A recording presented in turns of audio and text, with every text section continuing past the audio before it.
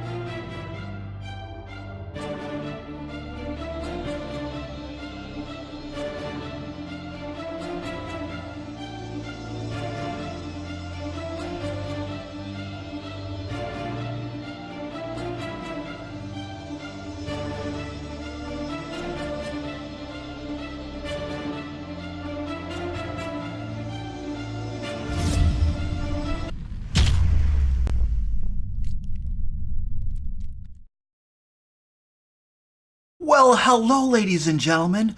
Welcome to the stream. Today we are going to be creating a D&D adventure together. This is going to be fun. This is going to be chill. I have a map. I have a pre-made map. We are going to decide all of the elements of this adventure together. I don't even know what monsters are going to go through it. I have two things that I have predetermined. One, that I have a map. And two, I know what levels the adventure will be for. It's going to be for levels 1 through 4. All right, that's all I know. Everything else, the monsters that we put in it, traps, magic items, loot, all that good stuff, we are going to be figuring out together because that is how we do our adventure live streams around here. Alrighty then, a few things before we jump into reading off the names of all the peeps here who are with us. We are going to be having a giveaway today because we like giving crap away. Today let me find my proper screen here. Dun dun dun. Is this the right one? Where's my giveaway screen? There it is. We're gonna be giving away some of these bad boys right here, tactical tokens, on the stream today. And actually, you know what? For those of you who are here first, I am going to give you the link and the password right now. So you can go sign up for this immediately. Just in case you have to leave us and you can't stay for the whole time, I want to make sure that everybody who got here on time is properly rewarded. So give me a second here. I didn't pull up my URL. There's a link down in the panel to the URL for the giveaway, in case you have access to that. But I think on mobile, it is fairly difficult to stand by. I think on mobile devices it's really hard to get to the panels and the links and stuff. I think it's on a different tab or something, so it might not always be the easiest user experience. The Twitch app on mobile kind of sucks in my opinion, but anyway, let's quit bashing Twitch before they shut me off. So if you want to get in on the giveaway of these Bad Mama Jammas, go to that link right there, and let's make up a password. Let's call the password for today is going to be Guapo. There you go. So you got to type that in to get entered into it. So sign up for that thing right there, and while you're all signing up for that, the Bad Mama Jammas, Copper Lord, we will definitely be getting to the Bad Mama Jammas shortly, I promise you. And before we jump into the Bad Mama Jammas, though, I want to give a shout out to all my awesome Patreons over on Patreon. In particular, Clammed Oyster. I don't know the origin of that name, but that's pretty cool. Mr. Lemon Pie. Also, insert strange comment about that name. Baobon, Kurt Y, Theta Tag, Son of Sofa Man. That's a good one too. Strahd, and that one scares me. And Yokai. Thanks, guys, for supporting me on Patreon. Appreciate that. And for my subscribers here on Twitch. Thanks. Any subscribers that are currently on, why don't you go ahead and drop something? Give me a shout in the chat. I want to see what subscribers we got on. You will recognize my subscribers by these awesome, that's the wrong way, by these awesome little emoji badges. They call them badges here on Twitch. And you can see that over the course of your subscription, your dragon will become more and more unhatched. Like the longer you're a subscriber until you are eventually that dragon like with flames and crap around it. So thanks to all the subscribers. And we have a tradition around here that when somebody subscribes, I am required to do a dance, like on camera, full screen. I will do a dance of your all's choosing. I mean, you can contribute ideas for the dance, but the subscriber, the person who subscribed, and in this case, I believe it was Andy Savan. Thank you, buddy. Appreciate that. I believe that he subscribed like before we even kicked off the stream. And so you are going to have the last say in the special dance that we do. I have done the Carlton before. Have I done the floss? I'm not sure if I've done the floss. I'm good at the floss. And I have done some weird crap. So I want to sub, but my mom said I can't. Well, you know, do some chores around the house or something, I suppose. You don't have to subscribe, dude. Just hang out with me, and it's all good, man. So yes, thank you to my subs, and we got to do a dance here.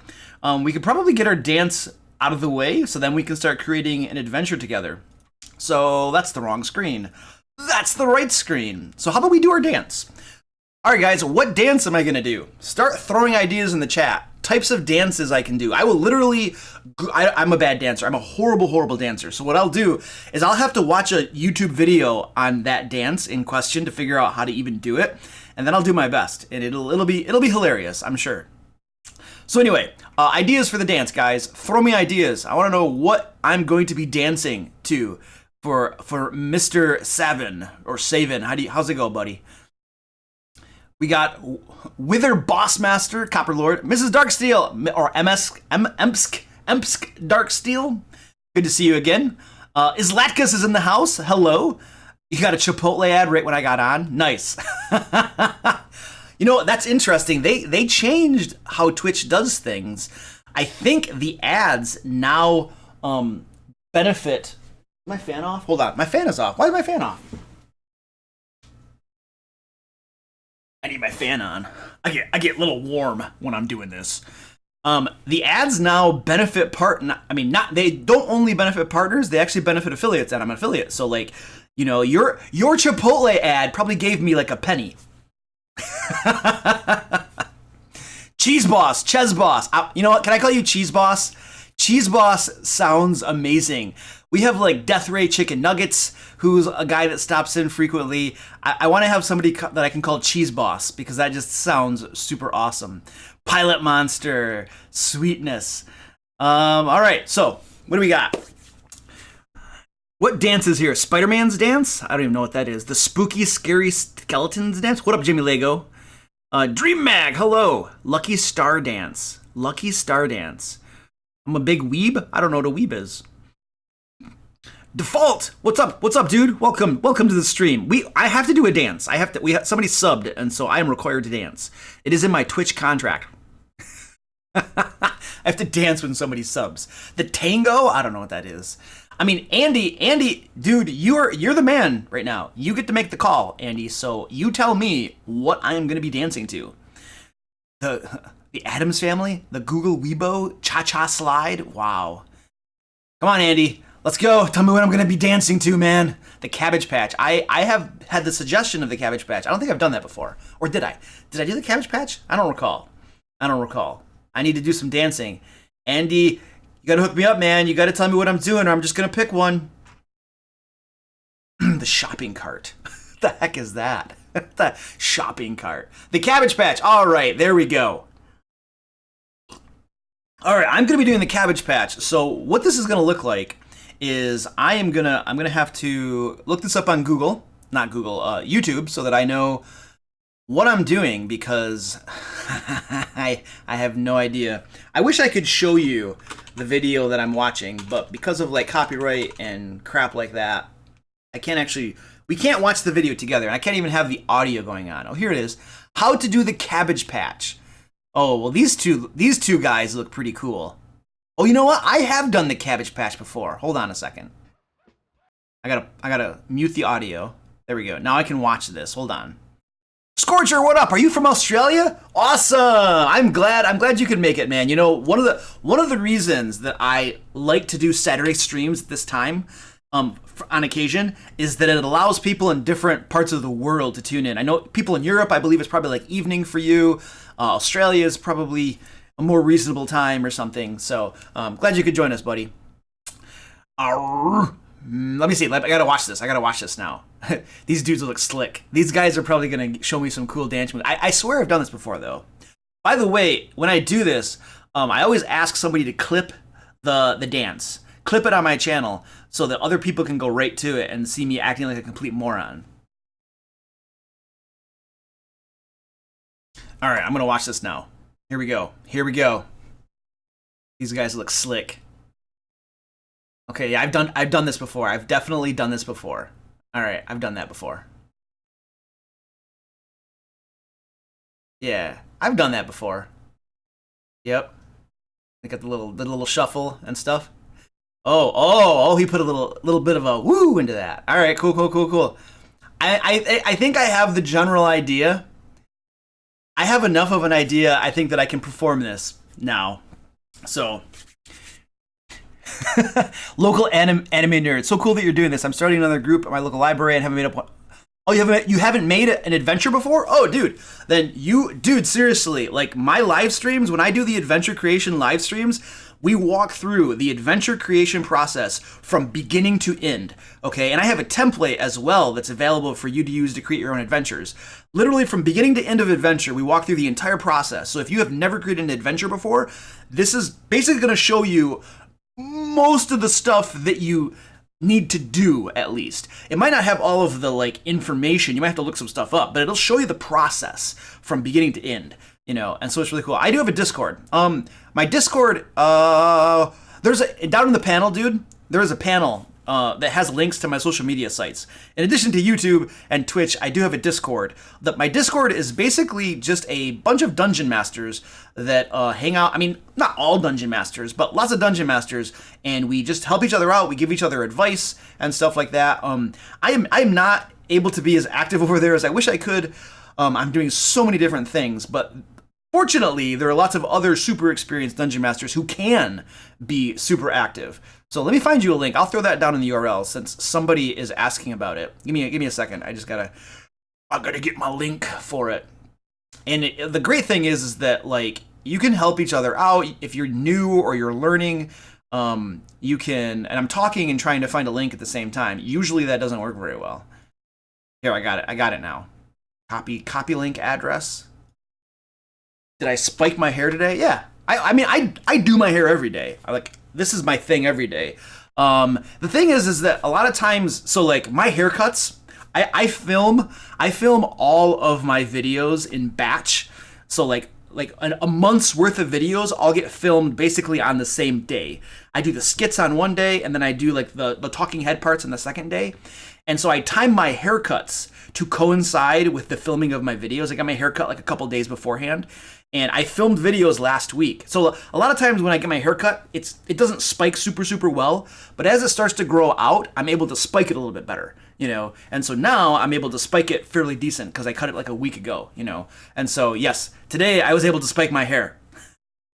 Like the DM Layers personal grooming habits live today on Twitch.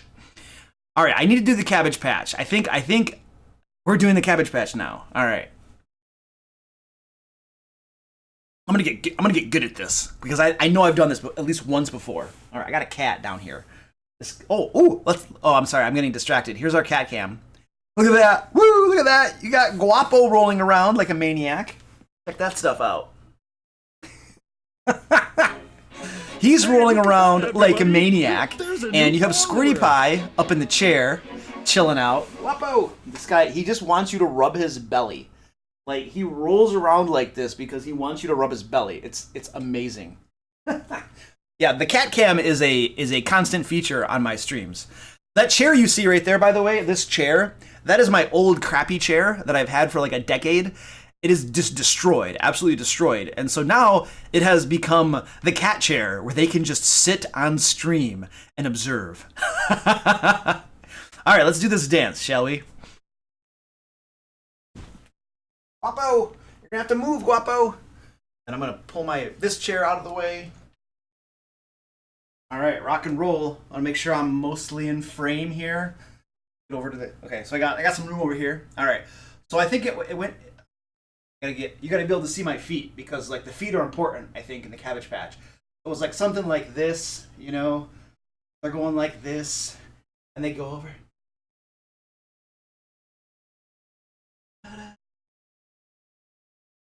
It was something like this, you know. And there was a slick slide that he did, you know, and then he did it again over here. And then he did this like woo thing with his hips. And did that woo thing with the hips. Aha! There you go. The DM Layers rendition of the Cabbage Patch. All right. Well, thank you, Andy Saban, for contributing to everybody's fun and watching me dance. I'm such a good dancer. He's beauty. He's grace. I should be on. Isn't there like an American Idol? American's Best Dancer. There's some sort of like dance competition show. What's that called? I could go apply to that, and I wouldn't make it, but I would be on. You know how when they're doing those competitions and there's like the people that are trying to get in and they're all horrible. People who have like a completely erroneous self-perception. They're completely wrong in their own ability to sing or to dance or something, but they go apply anyway because it's been their dream for forever. And apparently nobody around them, their family, friends, has the heart to tell them that they're horrible. Or it's all rigged and it's intended to just show people being horrible and they're all actors and crap, I don't know. But anyway, the point is that I could do that. I could totally do that and have like, you know, you always have one judge who's like the harsh person who's going to make you feel horrible. I would provoke that judge to just rip into me at a whole new level, I feel. So I should look into that. That could be fun. There are many, but you can do it. No, I don't think so, buddy. Not gonna happen. Not gonna happen. All right, Dancing with the Stars. Thank you. Appreciate that for the XP. All right, how about we create an adventure today, right? I mean, we are 20 minutes into the stream, and nary a thing has been created for this adventure thus far. So let's take care of that. I need to do a couple housekeeping things on my screen to make sure I don't got garbage showing. Confidential IP. Don't want any of that stuff showing. So I think we're good. And then let me find that bad boy. And now we can go to my screen. Ta-da!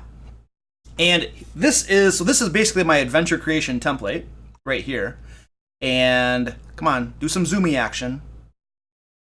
And as you can see, we have very little created. I know that it is going to be designed for 4 characters between the levels of 1 and 4. And I have this map ready to go as well. I do want to thank Epic Works Studio for this awesome map. Oh, you can actually see right there, right below the map, is a thank you to him. So thanks for the map, dude. It's pretty sweet. It is a small map, and so we may get this done today. However, it usually takes us some time to do these things. So, but this is the map we will be using.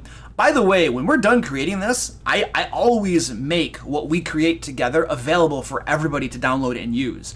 And there will be links and junk. It'll be over on my site, thedmlayer.com as well. But you guys will all be able to download it. Now, I can't necessarily make it available immediately. It might take me a week or so, but it will be available for everybody to download.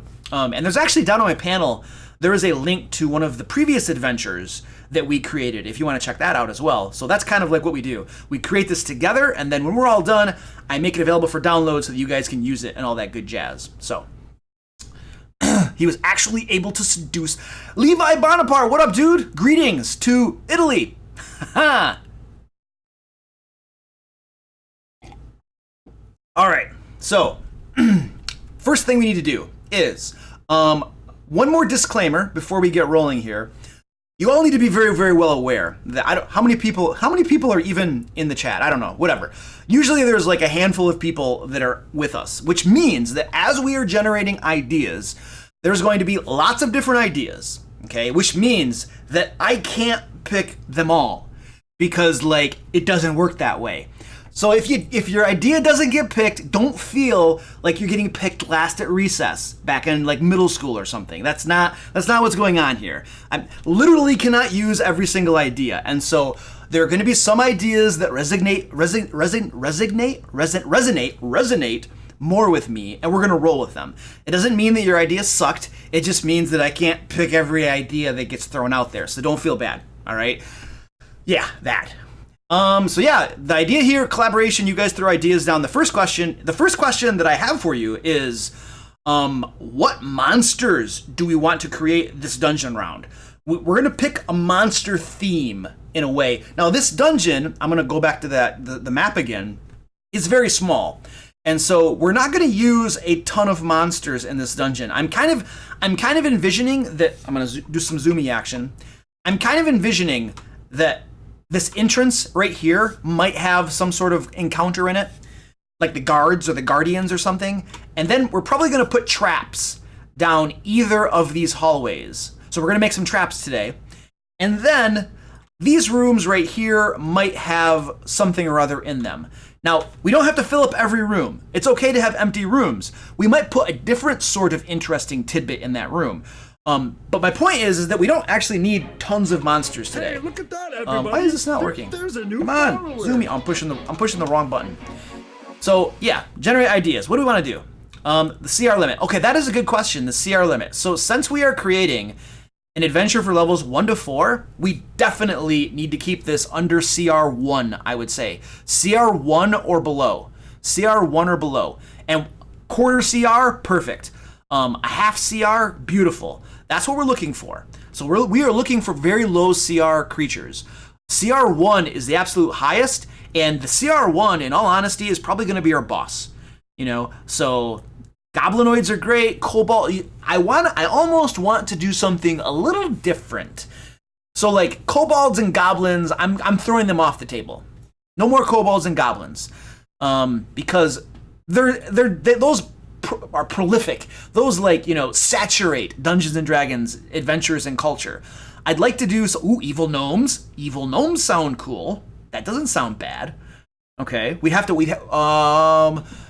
to find some. We'd probably use NPC stat blocks. So we would be repurposing like some of the NPC stat blocks in the back of the monster manual, more than likely. Red caps. Ooh, what CR? Red caps are nice. What CR is red caps? Kuo-toa. Ooh, now see, now we're getting cracking. Now we're talking about some cool stuff. Sturges, yep, you can always have some sturges. I feel like I encounter those a lot. I want exotic crap, stuff that people don't usually run into, you know, in the ordinary adventuring life. I'm hungry too. I didn't get to eat breakfast. I literally have food right here, and I'm just like, I'm just waiting for opportunities to snack on it. All right, let's look up the kuo-toa. Let's take a look at those in the monster manual and see what we got going on there, because that might be promising. Those start with the K. So come on, baby, where's the K's? They are, so that's not bad. Okay, so this is like some sort of, amphibian fish monster type thing. That's cool. It is amphibious as well. So this is what we're looking at, the kuo-toa. This looks pretty cool. It's kind of like, it's similar to a sawagan, it looks like, but different. Now, I'm not super familiar with them. What's some of the lore on these guys? Mad slaves. Oh, so they used to be slaves of the mind flayers. Okay, that's really cool. I'm looking at the lore. By the way, ladies and gentlemen, I love lore. I love monster lore. It is awesome. When I read the lore on a monster, like that's one of the reasons I love Volo's Guide to Monsters, because it has so much lore about these different races of monsters. But reading through the lore a lot of times is the inspiration for the adventure and what might happen in the adventure. Because you read about the backstory, the lore of a monster, and then you start to think, okay, what are these guys doing in the world? Why are they here? What machinations and plans do they have? So yeah. So they used to be slaves. Their minds were shattered beyond repair. They adopted a religious fervor, inventing gods to protect them against threats. Okay, cool. So they could be some sort of like religious zealots. Maybe if we use, I'm actually now that we're talking through this, I almost feel like I'm talking ourselves into doing kuo-toa, because I'm getting like the germ of an adventure idea here. Now we have other ones. Oh, wow. Okay, so we're not going to be able to use the Archpriest. Way too high a level. A CR6 will, if the party is a level 1, they will get demolished. Yeah, they're going to get demolished by this guy. And he can use 5th level spell slots, and unless we could use him, and we could actually use him. He could be the Archpriest and head of this little place, but we would just adjust his hit points. We'd take his hit points down to about 30, and then we'd only let him use maybe 2nd level spells, maybe even 1st level spells. If we do those 2 adjustments, we can actually use this guy, and I don't think it would be that big of a deal. So now the kuo-toa whip is good. This guy is really good. He could be the boss as well. Armor class 11, 65 hit points, this is CR1. This could work well as the boss as well. So I think I've talked ourselves into using these guys. I mean, they look cool too. These guys look really sweet. So we are using kuo-toa. All right, there we go, ladies and gentlemen. I don't know whose suggestion that was, but bam, good job. Kuo-toa bullywugs. What are they doing? Crossbreeding?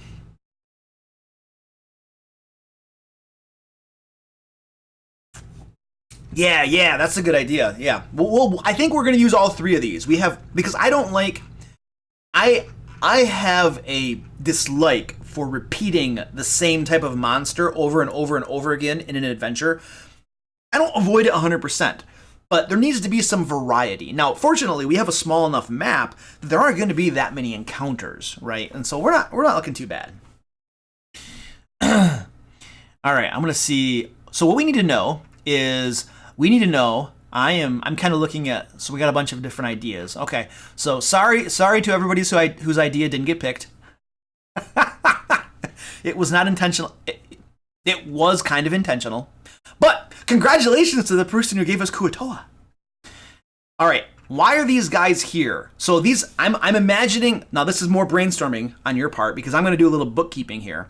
But why are these guys here? I'm imagining they're religious zealots and there's like a high priest and stuff. But why are they here and what problems are they causing? Because here's the thing. When your adventuring party is kind of going along, there needs to be a reason for them to go here, for them to want to go here. There needs to be a reason for like an NPC quest giver to like hail down your adventuring party and say, hello, I have a problem. These creatures are doing X thing that's a problem and I need you to solve it. So we need to imagine what they're doing that is upsetting the balance in the region, that is somehow creating conflict in the region. And so now this is your chance to brainstorm ideas for what these guys are doing that would possibly provoke an adventuring party to go in, and they're probably going to kill them all. I mean, that's how these things usually go, but they don't have to.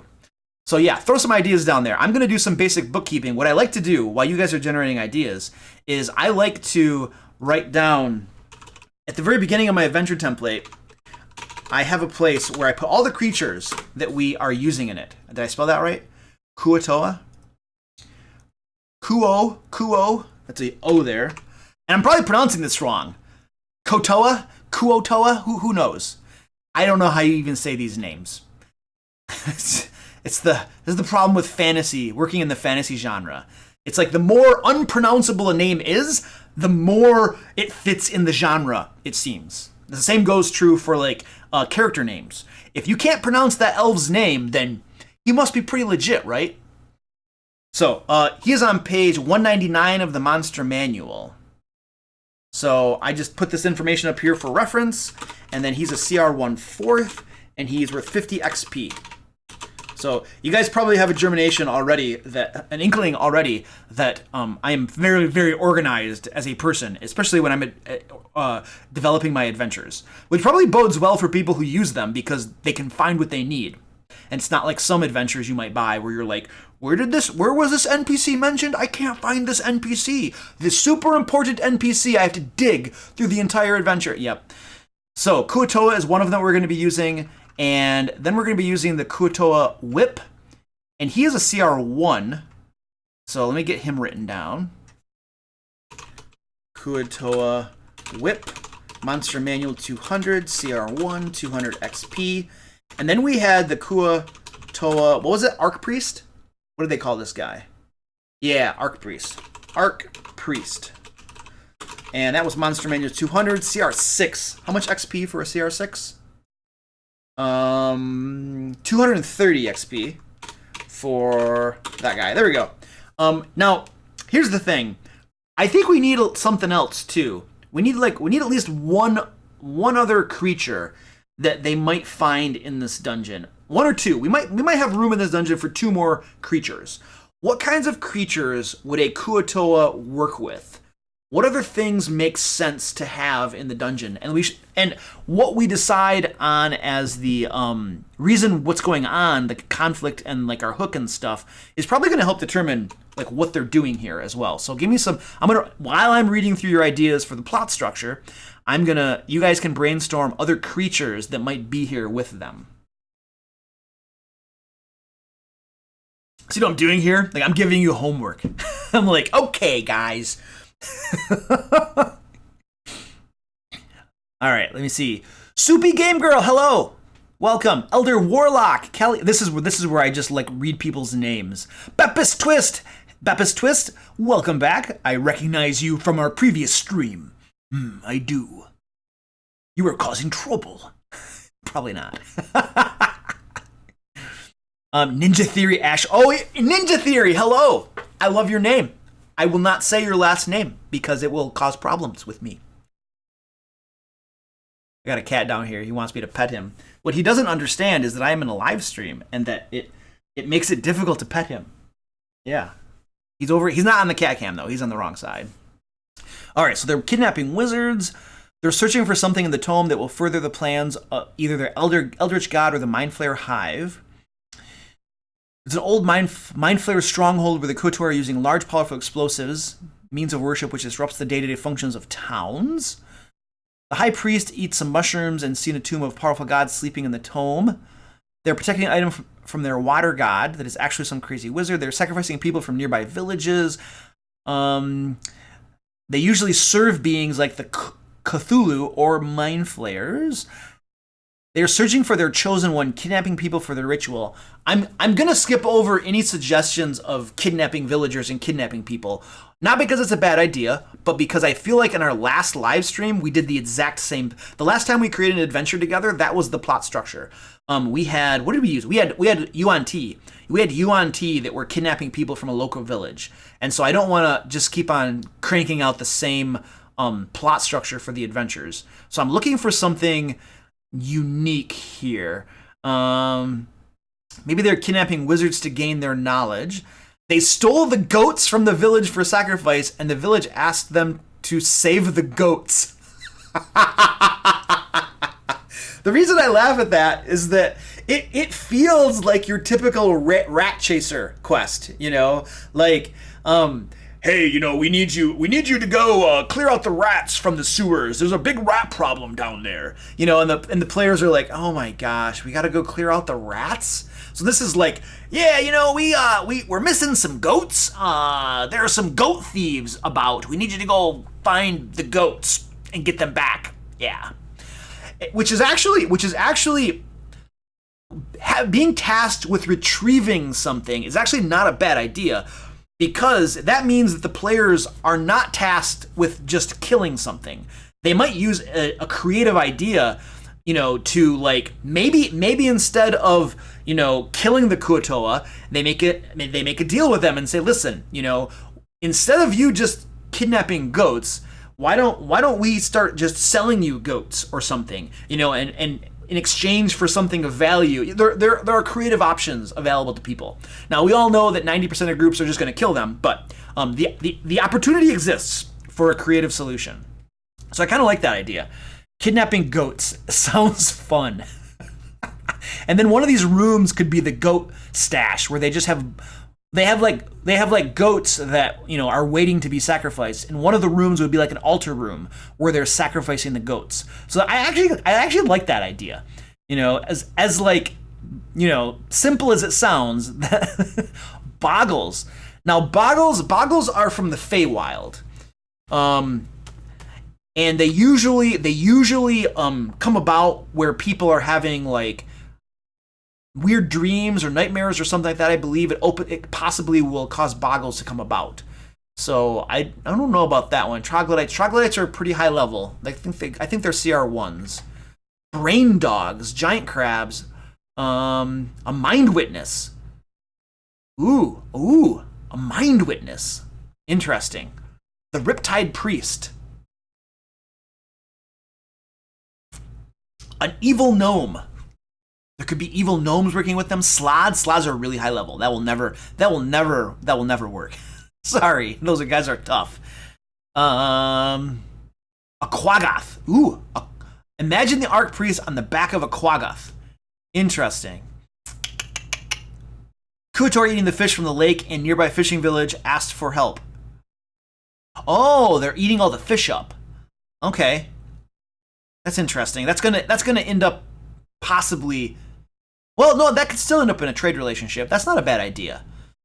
That's interesting. The villagers could basically say, our fish supply is like being depleted type of thing. That's not a bad idea.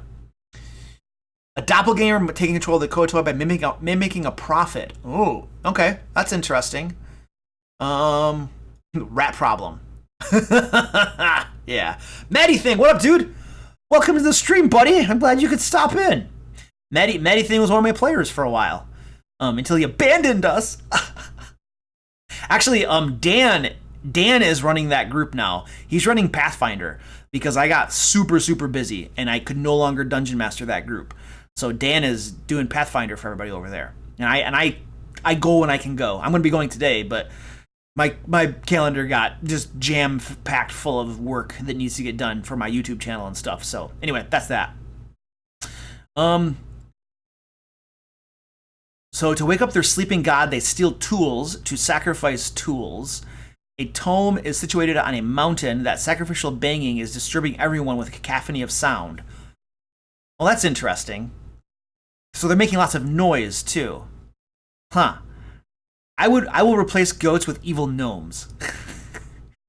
All right, Levi. See you later, buddy. Probably getting late for you.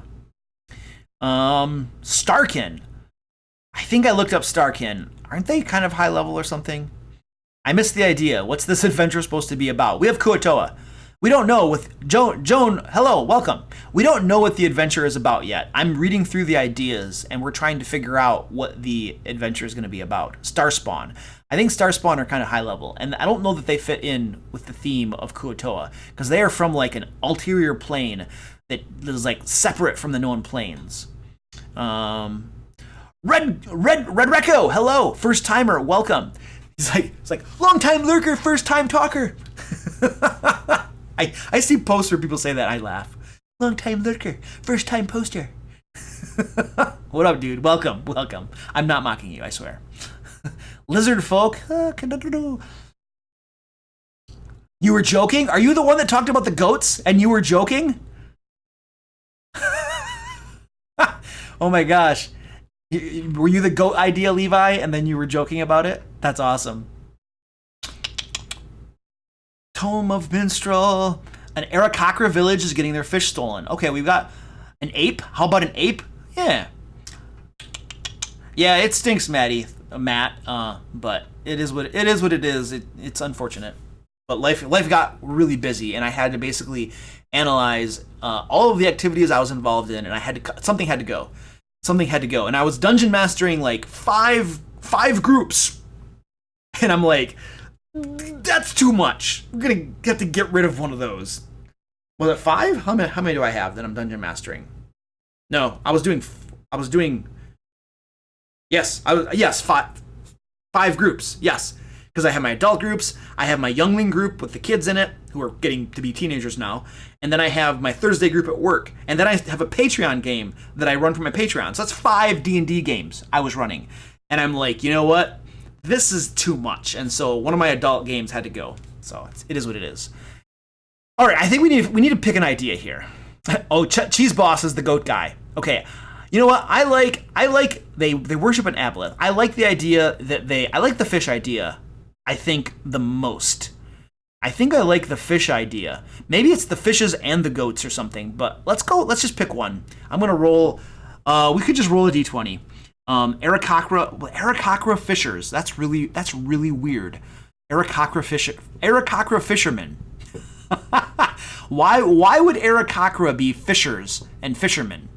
That is an interesting. It could be a mountain lake. It's up in the mountains, and there's like a mountain lake where the Arakakra live. That's not a bad idea. I kind of like that. You know what? Let's do that. This is our storyline.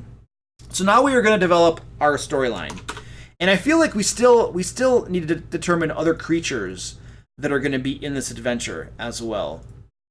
But let's say that there is a group of kuo-toa fanatics. Fanatics? I didn't spell that right. Come on, baby. There you go. It's got an A in there. There's a group of kuo-toa fanatics who are stealing. Why are they stealing fish?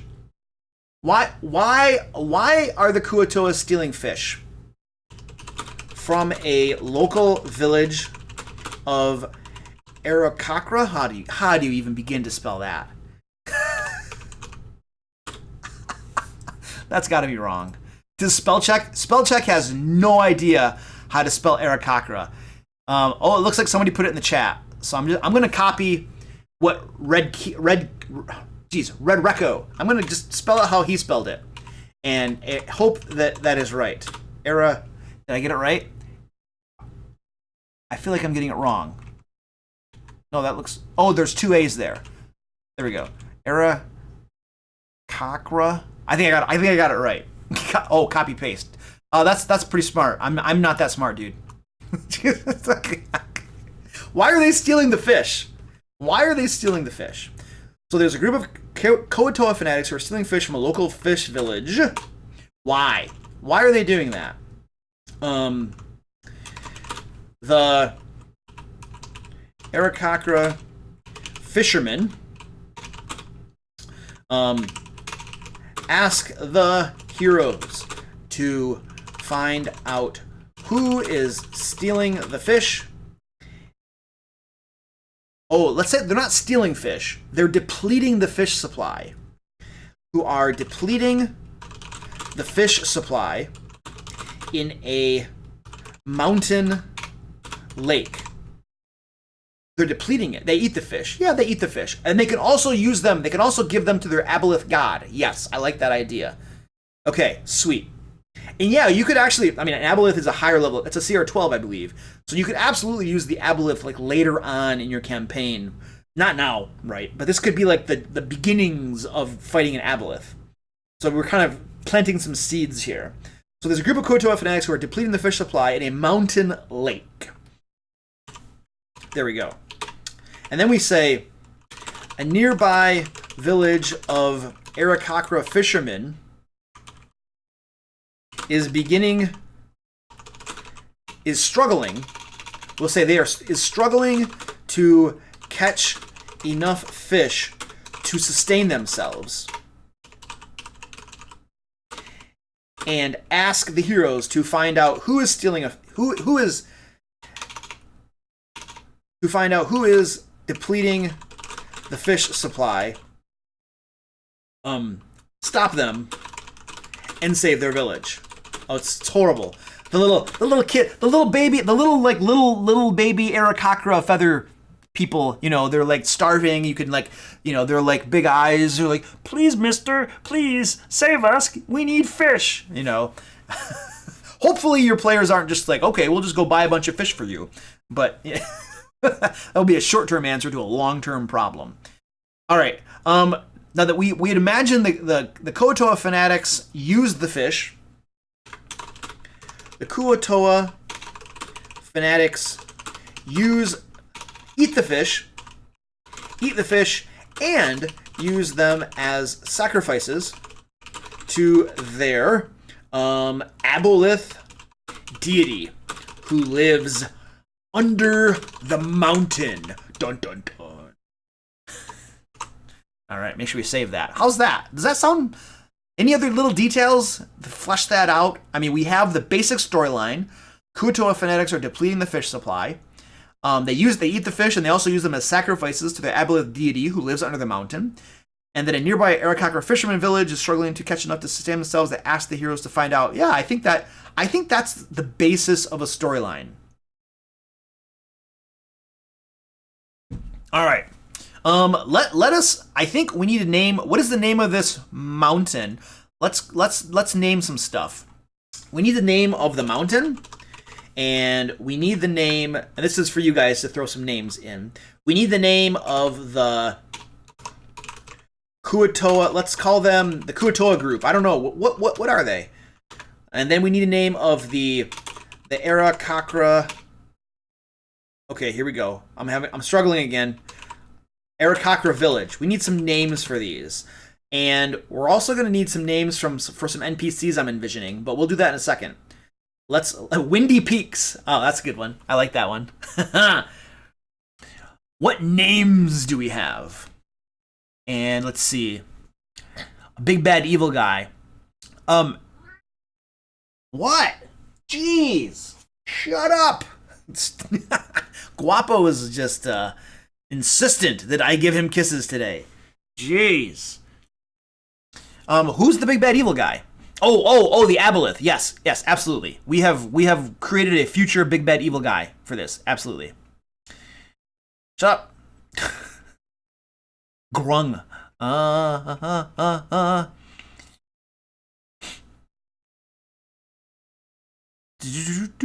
All right, I was just chilling through your guys' comments, making sure I didn't overlook something. So there we go. Meow. Levi, I thought you were leaving, man. What up, dude? I mean, you're welcome to stay the entire stream, but you said you were leaving, and yet you're clearly still here. Wow, you guys got lots of great ideas there. For anybody who is new and didn't catch the beginning announcement, what I want to do here real quick is I want to give you the link to our giveaway. We're gonna, while you guys are brainstorming, we're giving away some of these tokens right here. I'm gonna throw a link really quick to it down in the chat so you can sign up for this. The password that you need to put in is Guapo. All right, so if you didn't already get that, then go ahead and hook yourself up with some free crap. It's not crap. It's actually, these tokens are really, really good. Really good. Thanks to Tactical Tokens for the tokens, by the way. You rock, dude. All right, let's see. You made an awful pun. Let's see. I want to pick the name of... We're going to pick the name of the mountain. I saw some now. Windy Peaks sounds cool. Skyscrape Peak, Starfellow Peak, Aboleth Domain, Cliff's Edge. Ooh, Cliff's Edge is the name of the Aarakocra village. That's a great name, dude. Cliff's Edge. Done. This is... Whoops. Put that period back. We're going to have to flesh this out. Aarakocra Village. We'll flesh that out in a second. The mountain, Windy Peak didn't sound bad. Mount Poison, Velocronus Village, Lake Quapo. Lake Quapo. Oh, that's a great idea, dude. Lake Quapo. Lake Guapo. Well, that's Guapo. Guapo. This is Guapo. Lake Guapo. That might be what you're going for. Lake Guapo. Actually, you know what? Let's call it Lake Guapo. I like that. I like that better. I think you were going for Guapo and you typed Guapo instead, which is fine. You probably don't speak Spanish.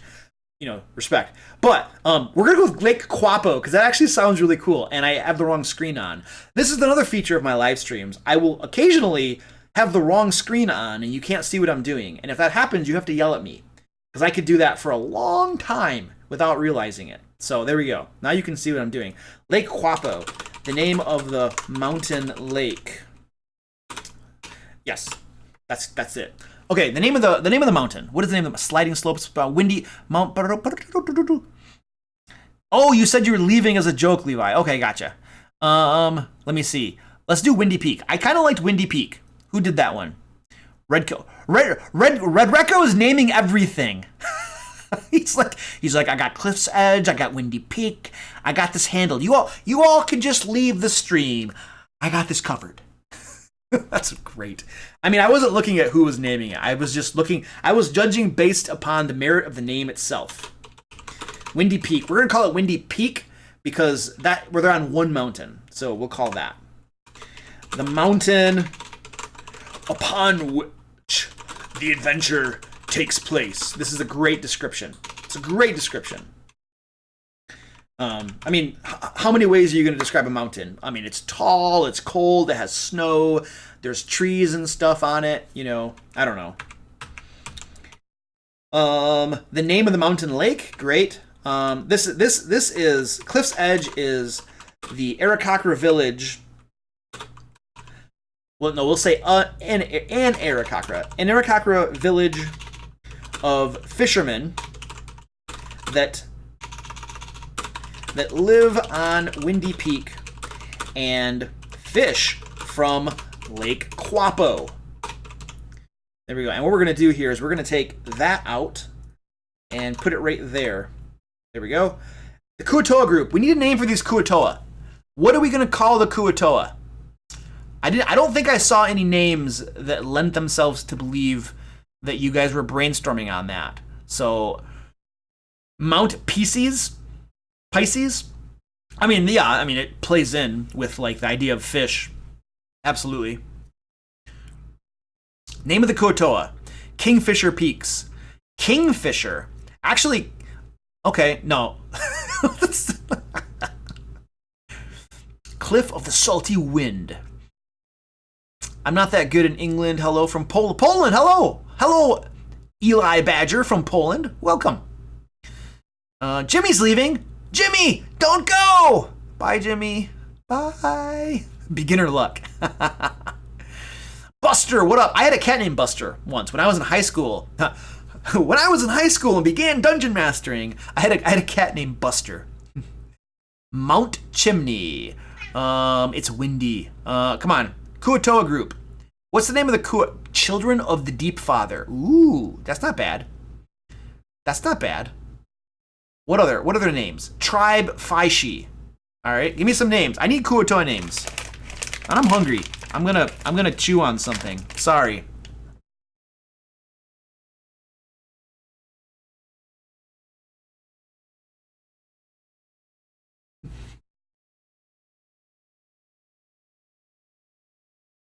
Who's Guapo?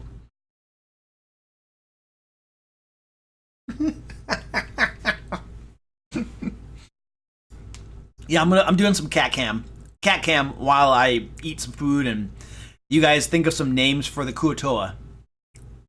Cat cam time. People are like, oh, people who haven't come on yet are like, oh, the DM Layer's creating a D&D adventure. Sweet, let's go watch that. They come on and they see a cat rolling around on the ground and they're like, oh, okay, all right, I guess we're doing something different around here today. My cats are so spoiled.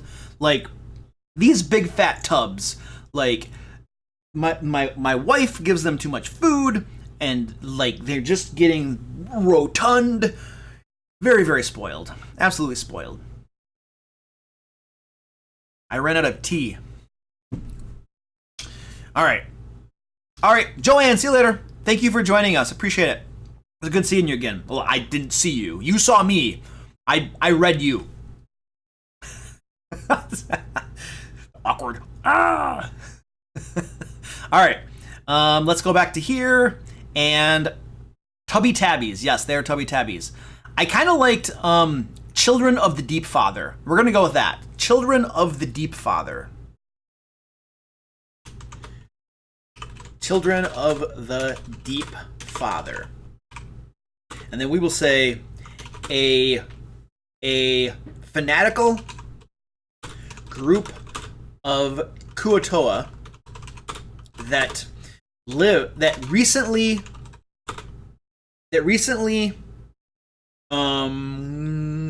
settled near Lake Quapo and have been, yeah, we'll just say that recently settled near Lake Quapo and worship an aboleth. What is the name of the aboleth? Like, they probably call him Deep Father, but what is the aboleth's name?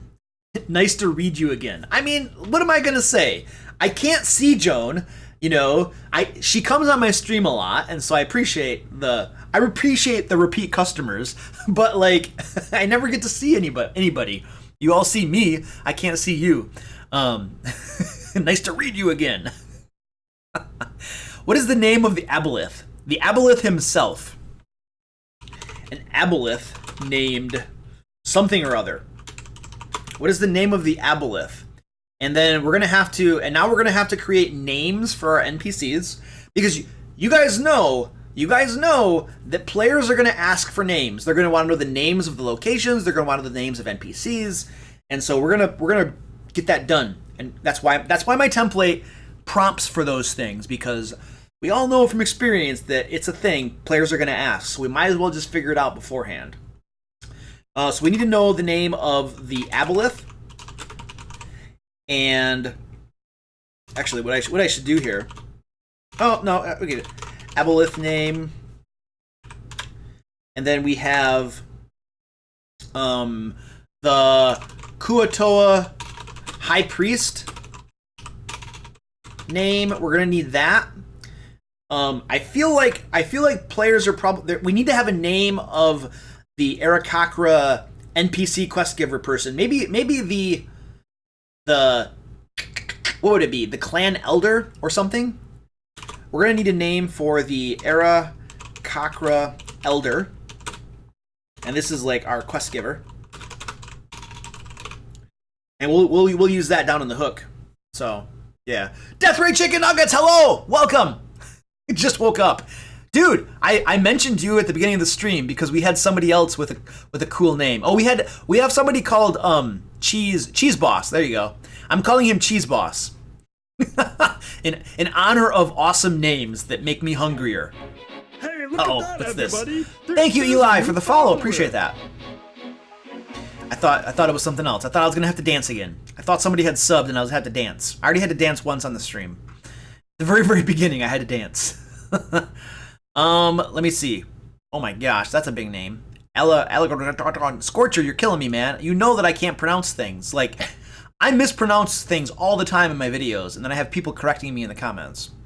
And then you go throw a complicated... Eli Badger, you had an idea for an encounter. Uh-oh, what is this? Oh, no! Somebody subscribed!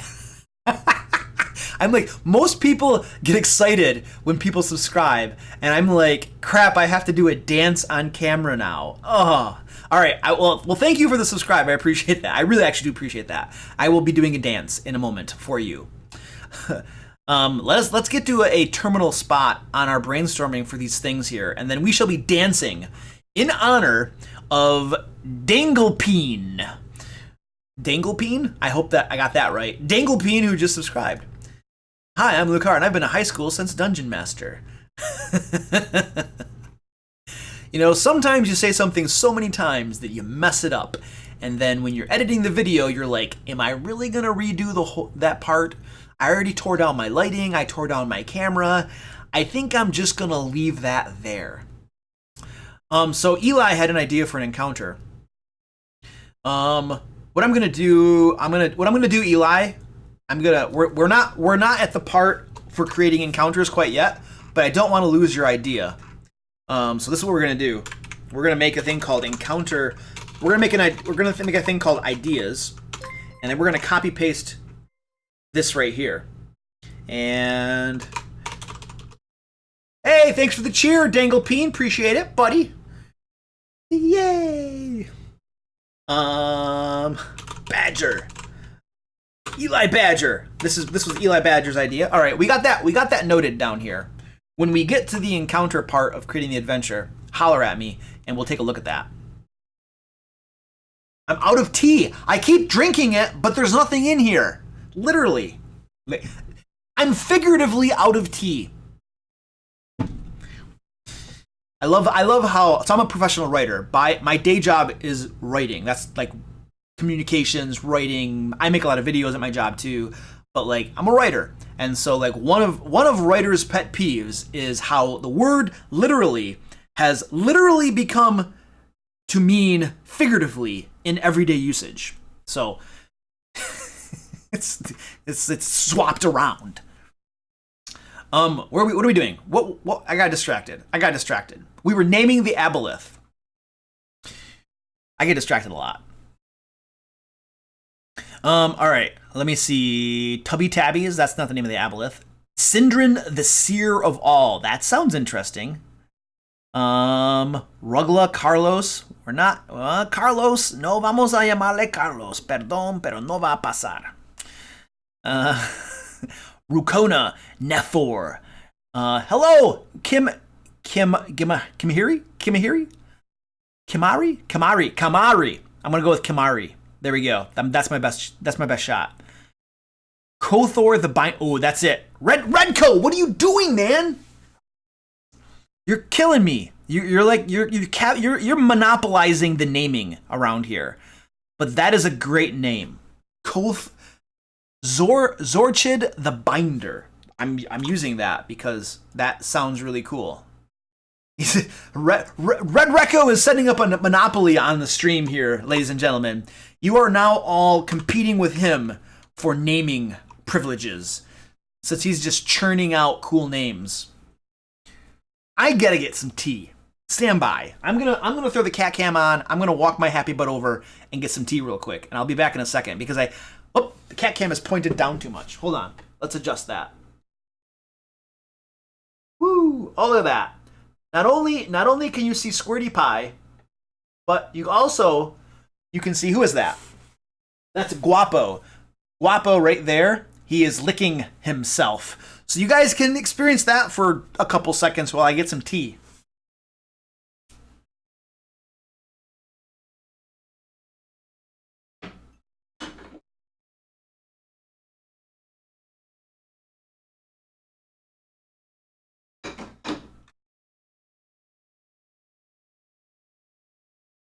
Hope you enjoyed that little show.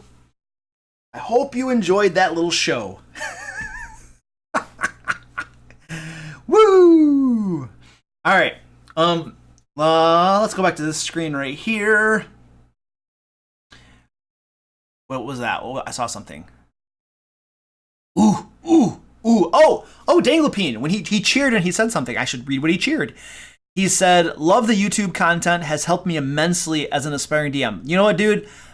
Thank you for saying that. Like seriously, the whole reason that I do my videos and stuff is I want to help dungeon masters, especially folks who are just getting into dungeon mastering, because it's not always easy. It's not complex and difficult, I think, but it's not easy to do, and especially if you're new at it, there's so much that you don't know and you have to learn. And so the focus of my YouTube channel is absolutely 100% to give information and stuff to dungeon masters to help them, right? Because there's a crap ton of YouTube channels that just give general D&D stuff, like the top 5 feats in Dungeons and Dragons content. But what I want to do is I want to specifically give information that's helping dungeon masters, and I want it to be practical information. I really try to focus on very practical things that you can implement at your game table. It's not some theoretical mind job, you know what I mean? It's like practical stuff you can actually do. You know what I mean? But anyway, that's my plug thingy, whatever. I am glad the videos are helping you, sir. Thank you. Okay, what were we doing? We were just experience licking ourselves. Eli Badger.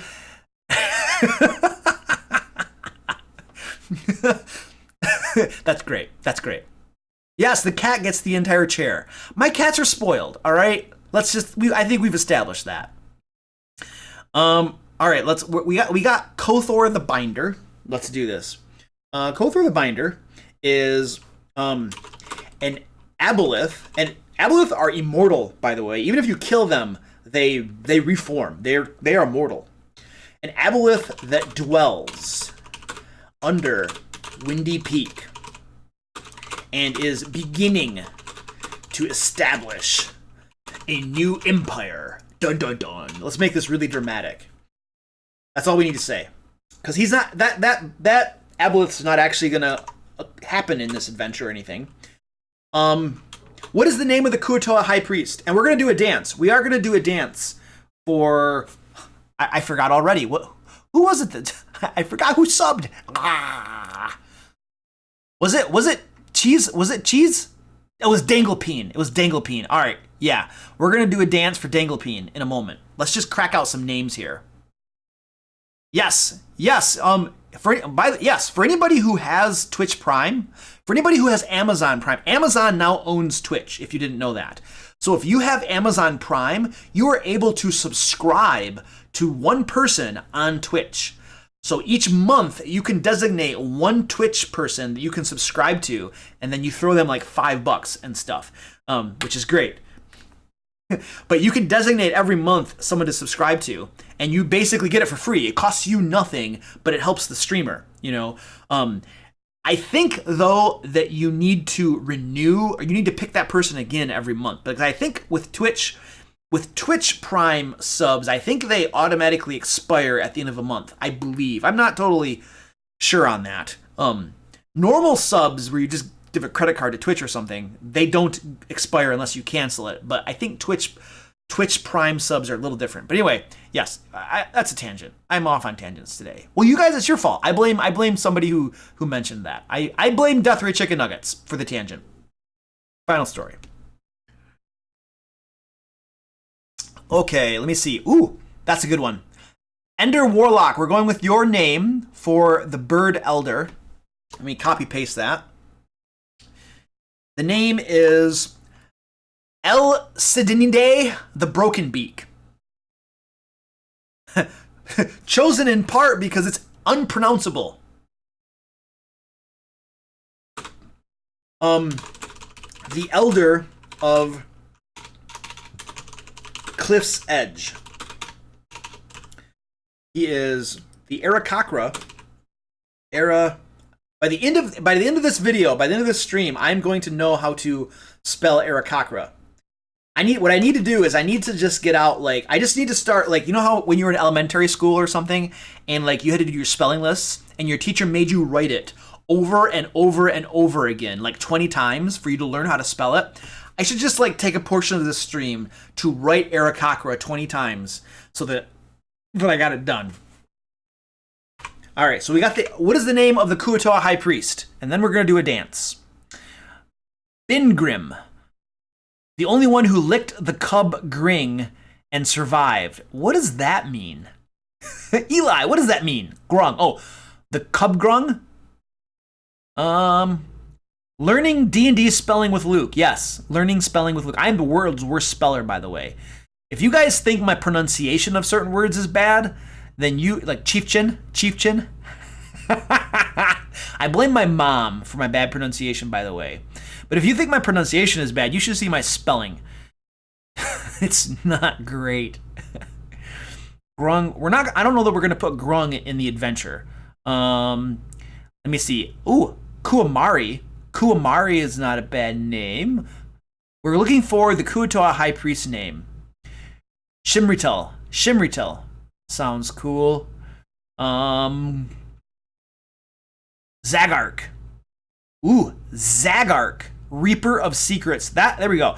Eli, I know that name, I know that that name was... Nobody clipped the first dance. I did the Cabbage Patch at the beginning of the stream, and nobody clipped it. What happened? That was... We gave you one job, and nobody did it. I don't think anybody did it. So make sure you clip this dance we're about to do. Eli, I think I'm going to pick Zagrak, Reaper of Secrets is going to be the name, not of the Aboleth, but of the kuo-toa High Priest. I kind of like that. I like that. So we're going to just... And then I'm going to do a little bit of capitalization on that bad boy. Zagrak, Reaper of Secrets. And that just sounds ominous. That sounds really cool. And that is going to be the kuo-toa High Priest. What is the actual name of these things? Arch Priest. Let's call it an Arch Priest. The kuo-toa Arch Priest. Leading the children of the Deep Father.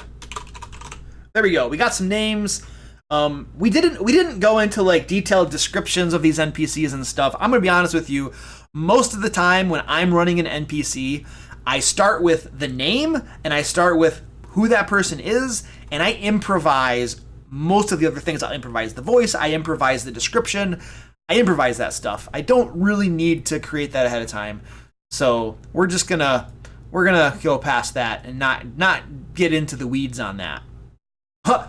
Rurik the Long-Feathered. That's a cool name for Ninja Theory Ash Rams. That is a very cool name too.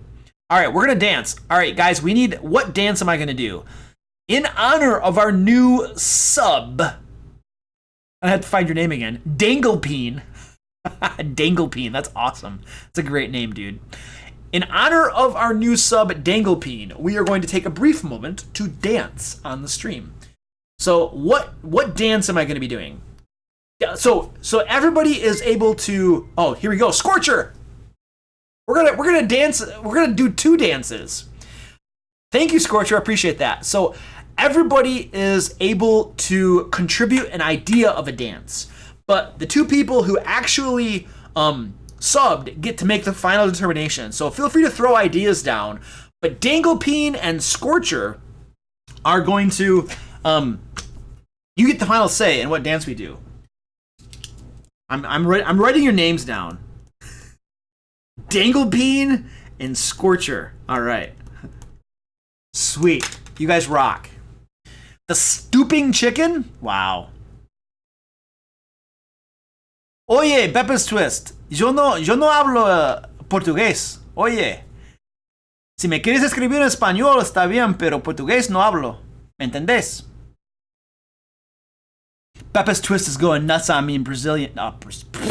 Portuguese.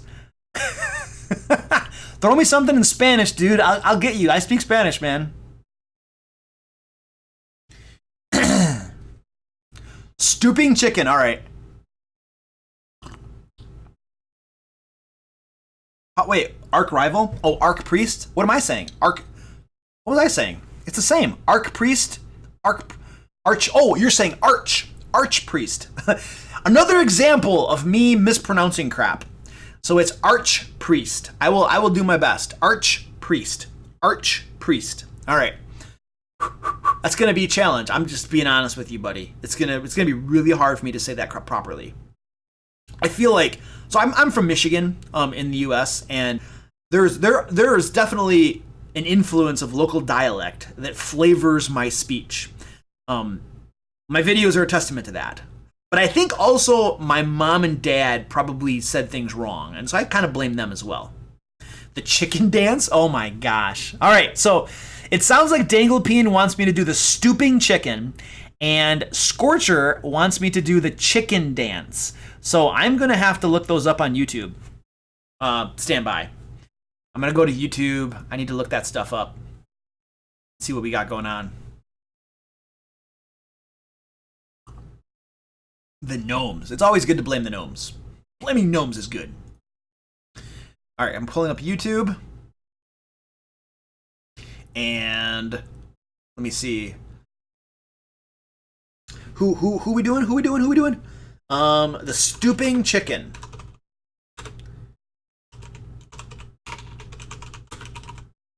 I mean, if I can't find a video that shows me how to do it, chicken dance. I'm not finding a stooping chicken. All I'm finding is chicken dance, dude. So local anime nerd wants to know if this is going to be available on my YouTube channel. It will, but it won't be available on my normal YouTube channel. This is going to go on my second YouTube channel. I have a YouTube channel called the DM Layer Streams. It's going to be available on that YouTube channel. What I'm going to do is, there's a link down in the panel to it. It's called literally the DM Layer Streams. And then these sorts of streams get loaded up to that channel after about 3 days or so. So you can definitely catch this later. What I'm going to do though is let me find my link to that. I'll drop a link to it. It actually should just be if you go to YouTube, so it's like www.youtube.com/ where's my / I can't even find my / the DM Layer Streams. There you go. That should get you there, dude. If you want to watch, and yeah, if you want to watch that. Also, the other thing I put on the DM Layer Streams channel is I record my Sword Coast Guard game groups. Like, nothing complicated, just a camera in a corner. But if you're interested in watching us play D&D, me run the game and all that good jazz, you can catch all of our game sessions over on that YouTube channel, the DM Layer Streams I just linked as well. But yeah, we play every 2 weeks. Sometimes we skip a week. So, but anyway, you can catch a lot of my live streams, not the miniature painting ones. When we're just painting miniatures, I don't put those up because nobody cares probably to watch me paint miniatures. Those are just kind of like chill hangouts that we do around here every so often. But this sort of stream where we're creating a D&D adventure together, yes, I put that up over there for sure. So there you go. And I was going to dance. So we were going to do the chicken dance. Stand by. I don't see a stooping chicken. So I am going to click on, you're getting the chicken dance. This is what you're going to get. You're going to get the chicken dance. I'm sorry. I don't. And I have a person in a chicken costume doing the dance. Okay, that's great. Oh my gosh. I feel like I need to have like a chicken head or something. Oh my gosh. Wow. I don't even know how to, this is embarrassing. I don't even know how to do this. Where can I find a channel with game sessions with your alter selves? Oh, that'd be sweet. That would take a lot of work. A lot of work for me to do that. Okay, here we go. Stand by. I'm about to do this. Chicken dance time. Ow. Ow. Ow. I just ran my toe over.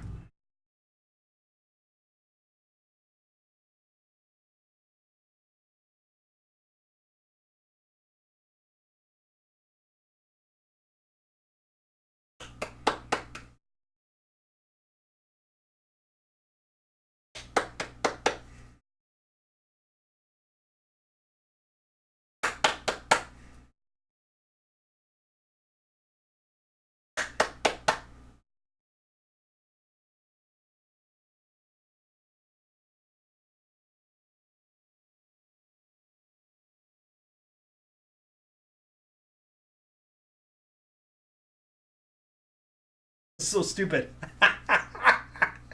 This is what you got, buddy. Woo! All right, I'm not gonna do that the whole time. The video, I'm like just watching the video and doing it as I go. It's like 2 minutes long. I don't think you need to see 2 minutes of that. All right, you got the chicken dance, buddy. Because I couldn't find a YouTube video, you got the chicken dance. What was the other guy? It looks weird without music. Yeah, I can't put the music on. I don't have I don't have the copyright for the chicken dance music. Unless I can find it. Hold on, I might actually stand by. We're really getting off topic on our stream today. But I might actually be able to put the chicken dance on. The chicken dance. Because I actually have a subscription to a. Let me see what this looks like. I can probably stand by.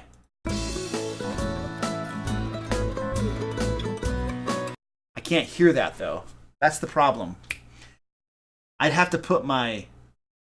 I don't know if that worked. I actually don't have audio. I have to put my headphones and crap on. That's a big tangent. We're not going there today. What is the other music with my voice acting? I could if I knew what the chicken dance music went like. I am not a big music guy and stuff.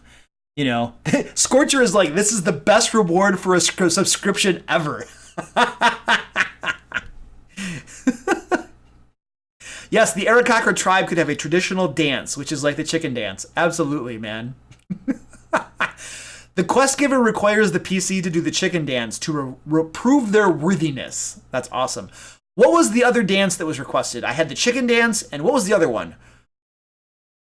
Beppis Twist says, El vino vino, pero el vino no vino vino. El vino vino vinagre. Okay, well that's not that bad. El vino vino, pero el vino no vino vino. El vino vino vinagre. That's not that bad, dude. Not for me. Maybe it is for other people. But maybe I'm just really good at tongue twisters. Of course, I bet you that a tongue twister is easier when you are reading it as opposed to having to like just say it without reading it. That'd be my guess too. What was the other dance? Somebody had...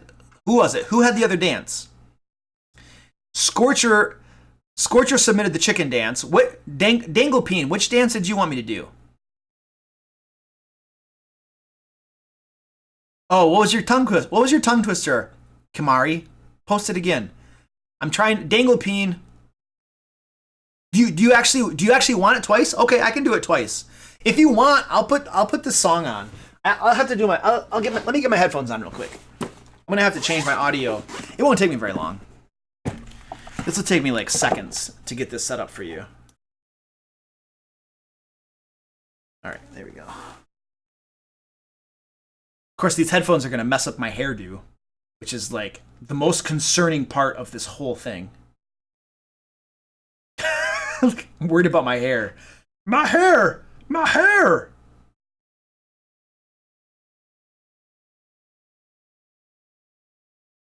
That's not the chicken dance. Okay, you guys, so check this out. Can you actually hear this?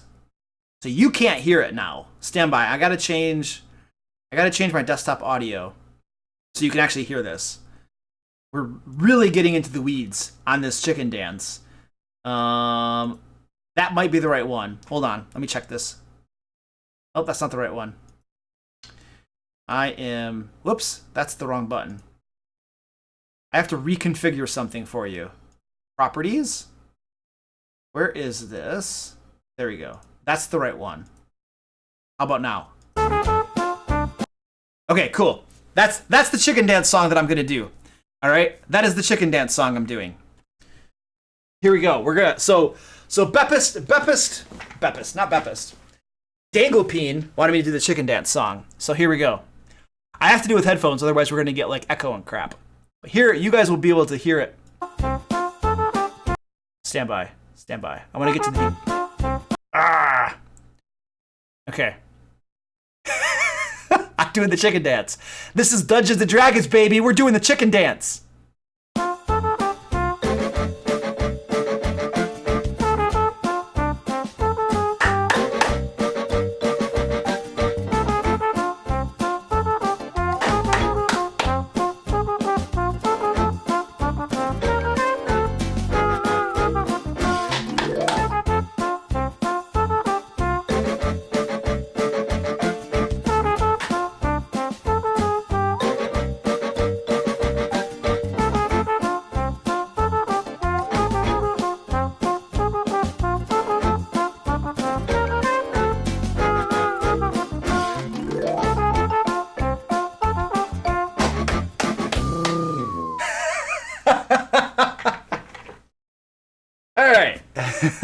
There.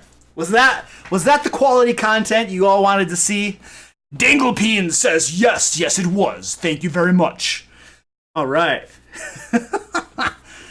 I mean, I'm just going to leave the audio set up like that. I think that should be fine. All right. Oh, Coded Delta, what up, dude? How you doing, man? He's like, what did he say? It's been so long since I've seen this dance. Almost magical. Yes, especially when I'm doing it. I'm such a strong dancer. I got a 20. Nice.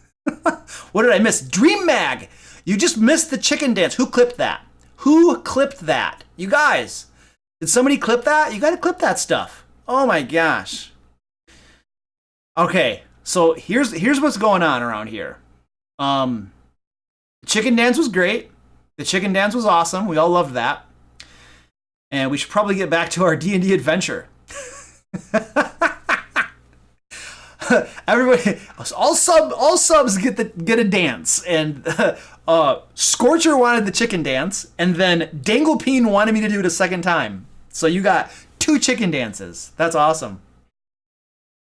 Hey, look at that, everybody! All right, thanks for the follow, Rancid. Appreciate that. Here's what we're doing, ladies and gentlemen. I have been drinking lots of tea, which causes certain biological consequences. So we are going to do, I'm going to do an intermission while I bio, and you guys can listen to some very, very beautiful music Look at that, while everybody. I do that. Follower. So we're going to throw some music on. Wait, what is that? Oh, oops. I'm going to throw some music on.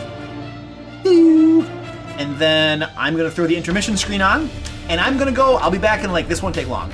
This is going to take 2 minutes.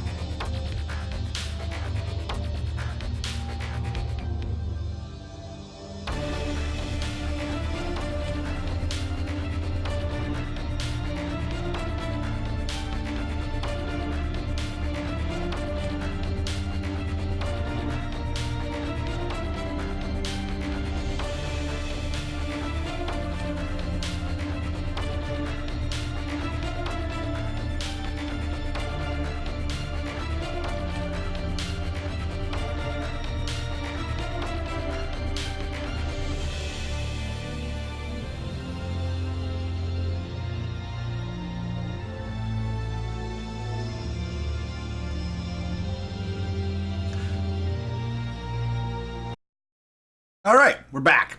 I had to turn the music off so you could all hear me. All right, how about that was a wonderful little break, some dancing and stuff. Stand up and, get the blood moving. You have sand in your kidneys? Are you kidding? Dream Mag, are you serious? Whoa, how does that happen? Oh my goodness, I'm sorry. I hope you're getting better. I don't know what that means. But that doesn't sound good. Will that chicken dance end up on YouTube? Yes, it will. This stream will end up on my second YouTube channel, the DM Layer Streams, which I linked a little bit ago in the chat. It'll absolutely be on YouTube. It won't go on my main channel. It will go on my secondary channel where I put my streams. Hence why it's called the DM Layer Streams. All right, let me see. Oh. What were we doing? Let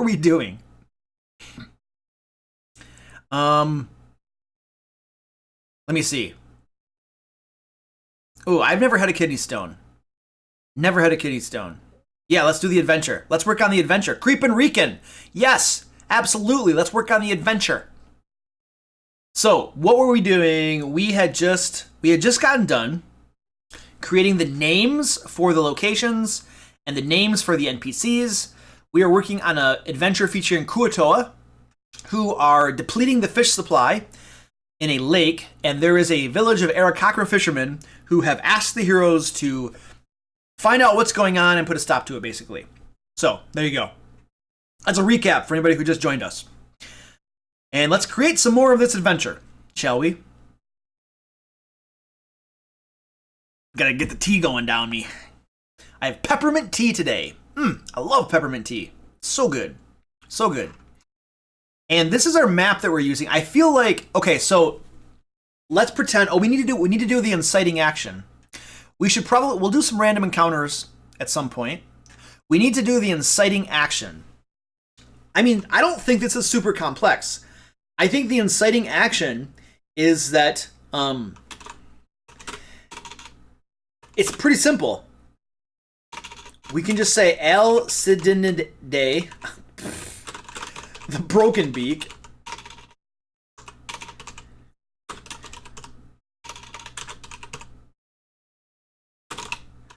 the Arakakra elder approaches the heroes and asks them to solve the fish supply problem. Now, that's all good and dandy, but let's pretend that the adventurers are nowhere near the Arakakra village. How, and here's a question for all of you, how do the adventurers hear about this problem? What gets them over to the village, over to the Arakakra village? How do we even get there? You guys are all talking about tea. Let's get us back on track to creating a D&D adventure. The heroes got herded in village because of a storm. I wanna do something. I prefer hooks that give people options. If the hook is there's a horrible storm and you have no choice but to flee to a village, that feels like I'm forcing the players to do something and to go somewhere. And I want to give them an option. I don't want them to feel like, I mean, railroading is the R word. The R word? Is there an R word? Railroading is the R word in Dungeons and Dragons. And that feels like I'm forcing them to do it. And I don't want to force them to do it. I want to tantalize them with doing it. A tea salesman has them guard them on the way to the village. Oh! Sven Silverman! Thank you! Thank you! Let's say inciting action. A merchant, a tea merchant. What's the name of the tea merchant? We're using Sven Silverman's idea. The tea merchant, what's his name? What's his name? The tea merchant, something something. We will say a tea merchant named something pays the heroes a substantial sum. What's a substantial sum? 500 gold pieces. That's a substantial sum. Well, this is a first level adventure. At that level, they can probably do it for like 200 gold pieces to guard his caravan on the way to Cliff's Edge on Windy Peak, which are the names of our Arakakra village and the mountain. Once at Windy Peak,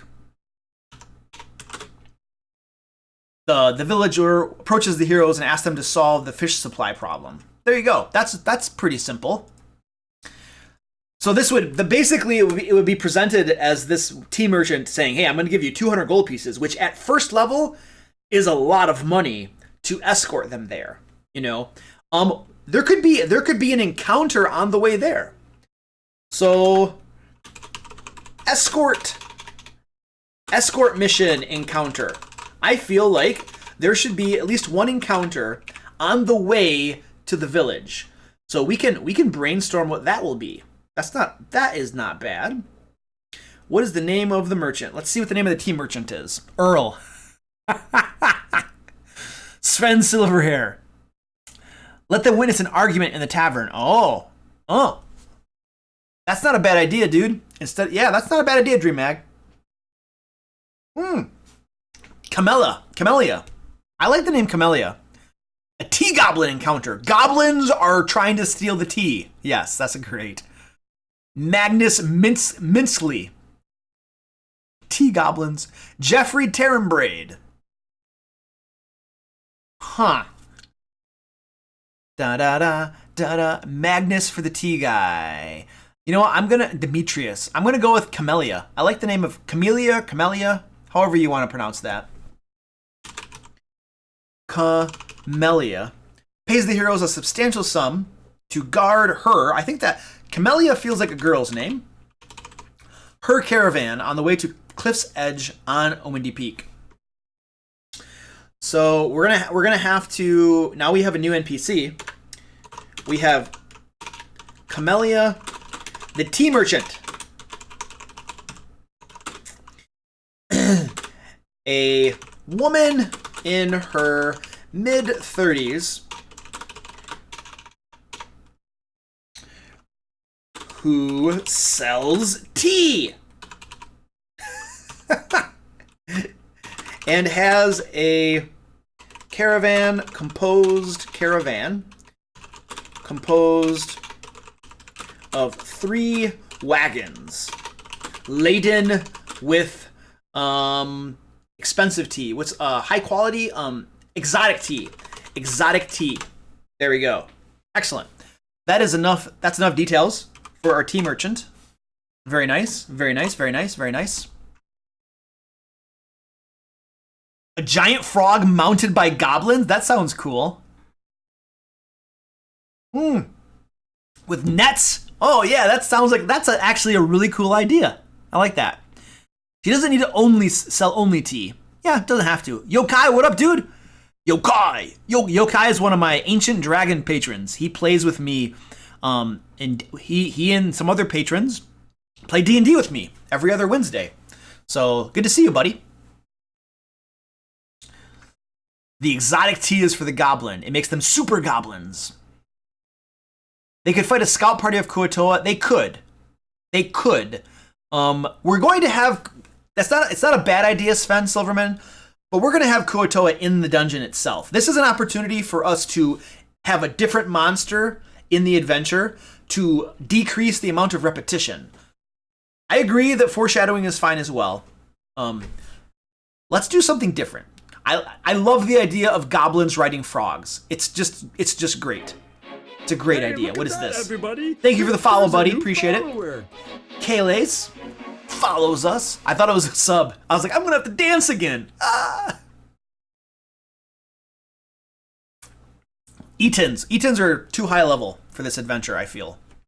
A boulet as well. This is level 1 through 4 adventure. Bullywugs could work. No, we're doing goblins. Danglepeen, thanks for the follow. He subs first and then he's like, I should probably follow as well. We're doing goblins riding giant frogs. So that's the wrong screen. Where's my screen? I'm on the right screen. So let's do a goblin. And then we gotta look up giant frogs. So let's find a goblin. Oh, Yokai! Hello, Yokai! Thank you for subscribing. It looks like we're going to be doing another dance, because here on the DM lair, when we get a sub, we dance. We are going to resolve that in a little bit, Yokai, so don't go anywhere.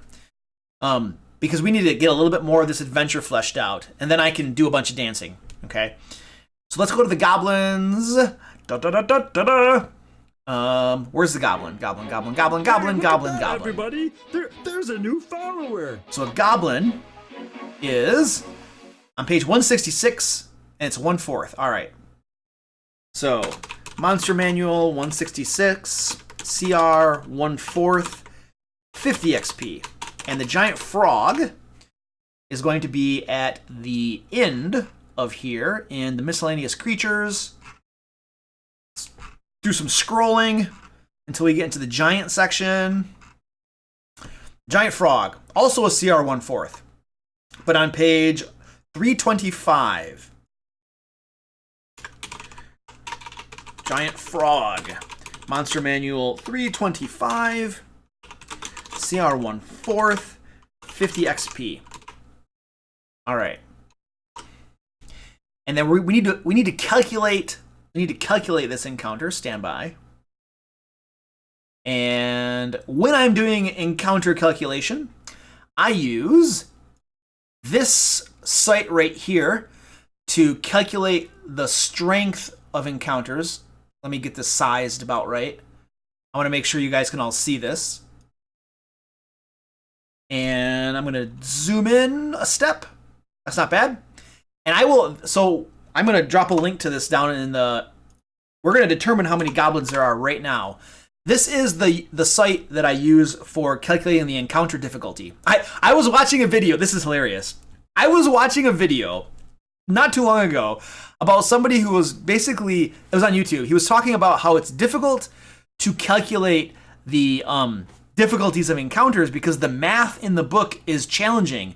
And you got to do a bunch of calculations, then you got to recalculate it and stuff, and it's really complicated. He was talking about how it's difficult to do.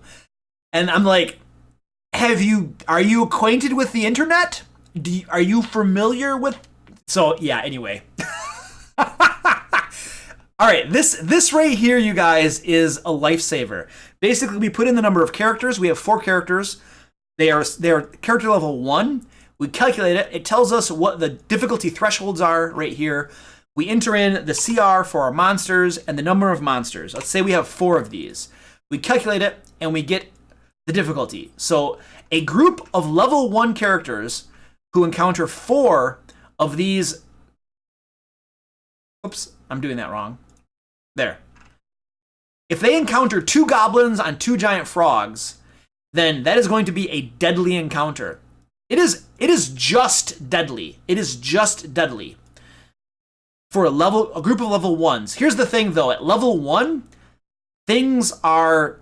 Yeah, math in the Dungeon Master book is too challenging. Actually, the math for calculating encounter challenge rating stuff, it's not that it's super complicated. It's that you have to keep on doing it over and over again as you adjust the encounter to get the exact thing you want. So you have to keep doing it. Here, I just keep changing my numbers. Like, I came in too hot. I do not want a deadly encounter for level 1. At level 1, a deadly encounter is actually deadly. Okay? We need to make this about a medium to make sure that we don't actually kill our characters. That's an easy.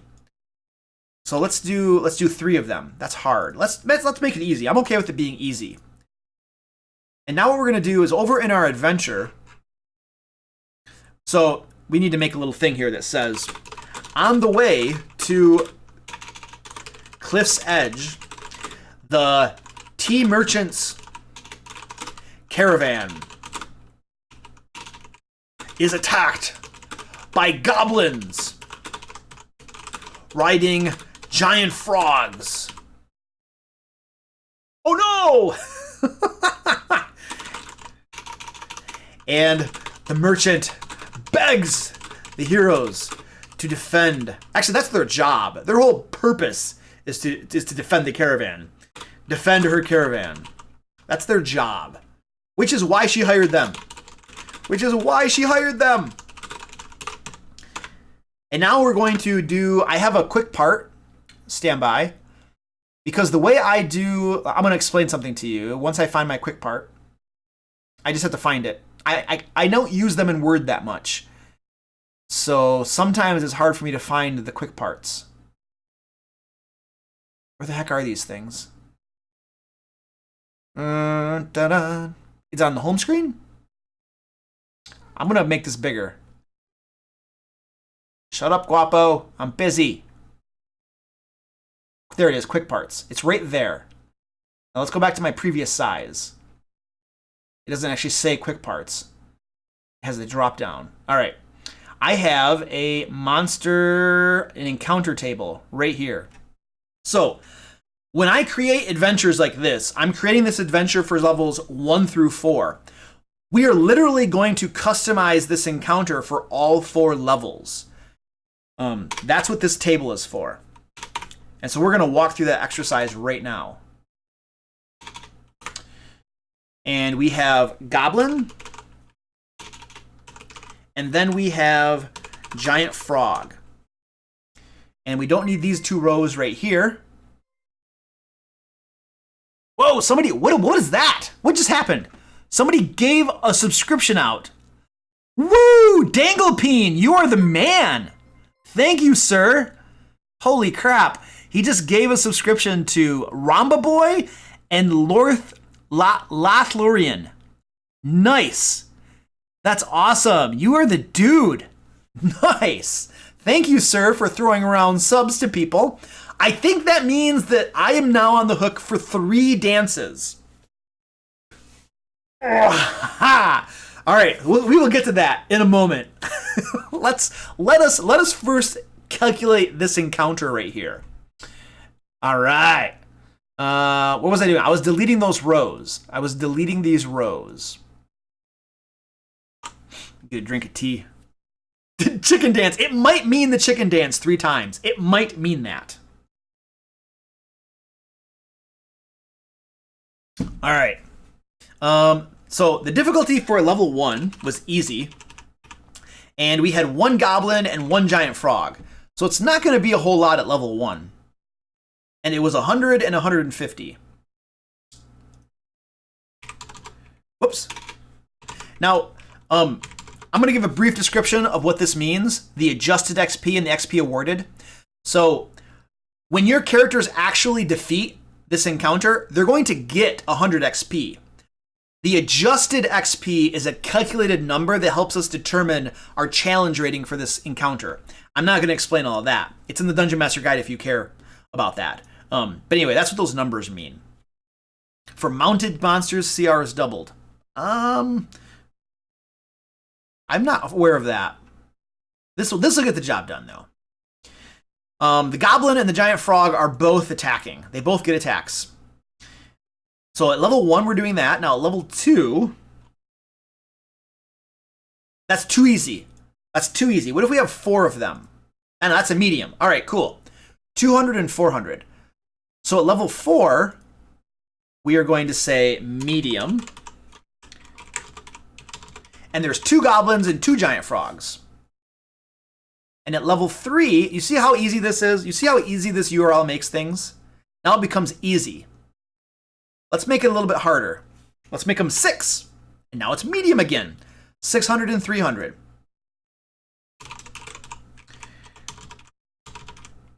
Now it's 3 goblins riding 3 giant frogs. And then if you encounter these at level 4, that becomes easy again. Let's make it 8. Ha ha! And now it's medium again. 1,000 and 400. Medium. 1,400. And then you have 4 goblins on 4 giant frogs.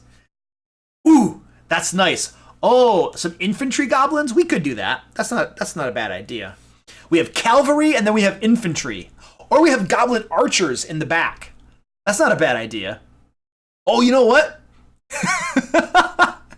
This small squadron of frog-riding goblins is becoming more and more amusing the more you add to the mix. Yeah, just imagine 4 goblins riding down on them. I almost feel like what we could do here is use the goblin boss. There is a goblin boss, standby, who is a CR1. We could easily start using this goblin boss at like levels 3 and 4. So let's put him in here as well. We're gonna throw this guy into this encounter. He's a CR1. So then we have Goblin Boss. Monster Manual, I think it's 166 still. CR1, 200 XP. Now the Goblin Boss might kind of stay at the back and just shoot his bow or something, I'm imagining. We can use this Goblin Boss. Wait, where am I going? Right here. So let's pretend that at level 3, I'm gonna add a row for my Goblin Boss, and we're gonna say there's 1 of them.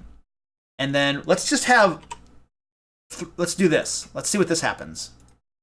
There, that becomes hard. That's not bad. So at level 3, we're going to have 3 goblins riding frogs and then 1 goblin boss who is at the back. He could actually be on his own giant frog, because if there's no, he would definitely have his own giant frog. He's not going to like walk around while his subordinates get frogs, right? A frog chariot! A frog chariot! Oh my gosh, Dagelpeen, that's awesome. They aren't riding, they're hopping. I agree, they would definitely be hopping. He can ride on a cart with 2 giant frogs pulling it. Oh my gosh, that is great. Yes, that is so beautiful.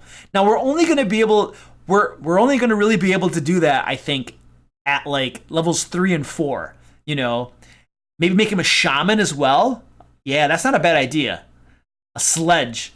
Yeah, he's like on a chariot. Yeah, a giant frog carrying a sledge, pulling this sledge along behind it. The cart won't survive. Yeah, this sounds awesome. All right. This is an awesome encounter. Can you just imagine, like, oh my gosh, just I'm envisioning the frogs and the goblins hopping to attack, and then like, thanks for the follow, Lucius, appreciate that. And then I'm imagining like the goblin king, you know, on like a sledge being pulled along by his like giant frog. Oh my gosh, that's cool. All right, so let's do this math. So at level 3, we're gonna change that a little bit. Let's go back down to this escort mission. Push that over a little, and we're gonna have to add a row in. So where's my table? Layout. Add a row. Goblin boss. So there is no goblin boss at level 1, and there is no goblin boss at level 2. We're going to have the goblin boss start to appear at level 3. And hey, look at that, there's going to be, how many did I say? A new follower. So we just add a goblin boss. It becomes a hard. So we're gonna up it to a hard, and it becomes 1125 450. Oops, I just opened up OneNote. I don't need OneNote. Here we go. 1125 and 450. And then we have 4 giant frogs and 1 goblin boss. Excellent. Now, if we do the same thing at level 4, it's a medium. It becomes a medium at that point. I think I'm okay with that. Let's just keep the exact same thing at level 4. We don't need to add more to it. What? Out of curiosity, what would happen if we added another goblin rider and a goblin frog? It's still a medium. Well, let's do that then. Let's do that. So we'll keep it at medium. What does it become? 1375, 550. 1375, 550. Now there are going to be... Whoops. I forgot to do something. That needs to become a 6, 7. There we go. That becomes an 8. 9. There we go. I think that's right. So at level 3, you have 3 goblins that are riding 3 frogs. Okay, I'm getting this totally screwed up now.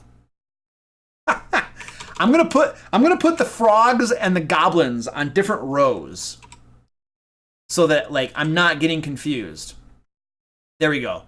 So at level 3, there are 3 goblins, 4 giant frogs, because I have one for the goblin boss as well. Yeah, I'm getting my numbers mixed up here. There we go. And then here we're going to have 4 goblins, 5 giant frogs, and 1 goblin boss. I think that makes more sense. 5, 4, calculate. Whoops, that's level 4. Calculate. Oh, now it's deadly. Oh, that becomes deadly. Oh, I don't know that I want it to be deadly. I don't think I want it to be deadly. Let's back that off. Let's back that off. Yeah, that's still hard. So if we have 3, 4, and 1 at level 4, 3, 4, and 1, that is a hard. 1625 and 650. 16, 25, and 650. There we go. All right. See what math does to you? Yeah, I'm fixing it all now. I've been screwing up my calculations. Now at this level, level 3, it becomes deadly. So I can't do that at level 3. Let's make it 2, 3. Oh crap! I'm still screwing it up. I gotta change the XP. I'm a moron. Thank you, Eli. Thank you, everybody who in chat has been telling me that I'm screwing this up. I've been like looking at this screen instead of paying attention to you. Which means that at level 3, we can probably still have 3 of these guys and 4 of them. Yeah, and then it's hard. Okay, now we're going to go back and change that. So that should still be the same. There we go. And it's hard. So we have 3, 4, and 1. All right, I think we're good now. 3, 4, and 1. All right, and then let's go. Now I think we can add 1 in for level 4 when we're at level 4. And then that should work. And now it's a medium. Now that's pretty easy at level 4. But that's okay. We're going to roll with that. 1375 and 550. And we have 4 of them and 5 of them. There we go. That's good enough. That's good enough. And then we'll say up here, at PC levels 3 and 4, the giant, the goblin, the frog riding goblins are accompanied by their chieftain, king, leader, boss, by their goblin boss, who rides a wooden sledge pulled by a massive, obese giant frog. There we go. Awesome. Beautiful. And then we're going to say, we will say the goblins have set up an ambush so that when the caravan is traveling along the road through a hilly area, the goblins the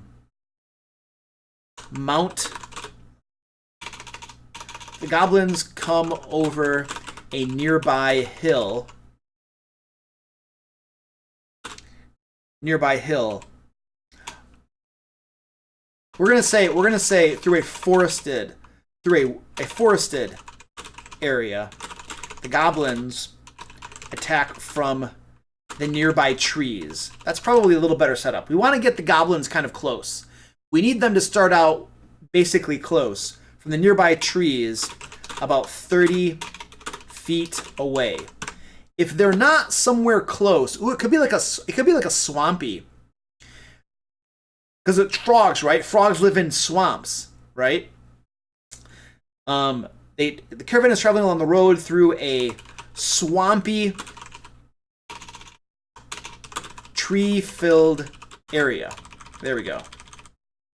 Beautiful. And now, I feel like I need to look at the chat. I've been totally sorry. I'm going to give you the information for the giveaway in a second. Yeah. I've given it a couple times, but I'm going to do it again here for you, Beppis Twist, in case you missed that. I've been totally just cranking out the math on this encounter and have been ignoring the chat. I do apologize for that. Let's look at the chat and see what's going on. Oh, you have a driver on the chariot? Usually, the sledge. Might be. I don't want to recalculate things, but that's not a bad point. Yeah, Kayla says the best encounters are the deadly ones. It's no fun knowing that you'll win. So at low levels, battles are very swingy. Okay, so which is why I usually don't make encounters deadly at low levels because it's so swingy that like a few good hits and the party's done for. They don't have it. They don't have a chance. At higher levels, I feel like it's much more doable to have deadly stuff because the players have a hit point pool and they have more options and different things, different resources available to them. At low levels, though, I usually don't throw deadly stuff just because usually there's no chance at all for the players to win. Wait, did Scorcher leave? Scorcher left us? All right, Scorcher. Well, I totally missed your goodbye, but thank you, Scorcher. We'll see you next time, buddy. Here we go. Let's do the giveaway information. Making lunch. I need lunch. I need lunch. All right, Sven Silverman. See you later, buddy. Thanks for joining us. Have a good weekend. Okay. We got this encounter made. So this encounter is good to go. That's on the way to the village. Awesome. Yeah. Moondog is saying that he would start the party at level 2 or 3 so they'd have that bad swing buffer. Yeah. So swingy at early levels. I'm out of tea. Out of tea. I think we owe some dances. I'm going to give you the giveaway information, and then we're going to do. I have to do 3 dances. I had 3 different people subscribe. Who are my new subscribers that I'm dancing for? I saw them come up, and then I missed who all the new subscribers were. I'm scrolling through trying to find out who they were. So, Yokai. So Yokai was one dude who subscribed, and then we had Danglepeen gave away 2 subscriptions to Ramaboy and Lothlorian. So I have three dances to do here. So go ahead and start brainstorming what dances I'm going to have to do for you all. And then while you're brainstorming what dances I will do, I mean, I'll do any dance. I have to be able to YouTube it to see what it looks like, but I'll do any dance because when people subscribe around here, I dance on camera because it's crazy.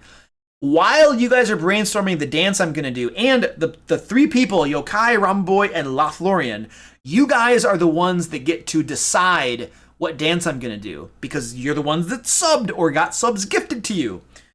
I'm going to tell you about the giveaway. So start brainstorming. This is what we're giving away today. We are giving away tactical tokens from my man Dave over at tacticaltokens.com. These things are really cool. So I'm going to drop a link to the URL here. All you have to do to enter the giveaway is go to this URL. There is some junk on there, ways to enter. The password you need to put in is Guapo. Throw that password in, and you will be well on your way to winning some tactical tokens from tacticaltokens.com. How many times can I say that? It's like a commercial where some of those like really bad commercials, they like repeat. I mean, it's name recognition, so they repeat. It's a marketing thing, but they repeat the name over and over and over and over again, you know. So anyway, what dance am I going to do? I saw the twist. What else we got? Cool pop sockets. Ooh, pop sockets. Pop sockets. Aren't those from like... No, those are the things you put on your cell phones, right? Yeah, those are what you put on your cell phones. Okay. Yeah, they would actually, Dave, if you're listening, that's a great idea. Tactical token pop sockets. Oh, that would be really cool. Yokai, any dance you want, man. As long as I can YouTube it and see what it looks like, I will dance it. It can be anything. It has to have a name. I did the Cabbage Patch today. I did the chicken dance today. I have done Dota Cha-Cha chicken dance again. Well, the people who subbed, or possibly Daglepeen, since you gave away the subs, you guys get to decide what the dance is. So it's up to you. The mummy dance. Ooh, that sounds interesting. If the subs don't chime in, I'm gonna pick stuff. So So let's get cracking. Let's do this. I have the mummy dance. I have the Dada Chaka. I don't know what that is. The Macarena. All right. The sprinkler. All right. Well, Danglepine gave away subs, so I suppose he gets to pick one. Yokai, make sure you pick one as well. And I'm gonna look up the sprinkler. So stand by. I have to go on YouTube here, and I'm gonna look up the sprinkler. The sprinkler. Oops. How to do the sprinkler dance. Awesome. I'm gonna have to mute this. Sorry. It is muted already. Alright. Oh, dang it. Alright. So Crystal Morales is going to be showing us how to do the sprinkler. Actually, you know what I can do? I'm gonna drop a link so at least you guys can see the video that I'm watching. Well, actually, you know what? Let me see if this is an appropriate video before I link it to you. This is the video I'm watching to see about doing the sprinkler.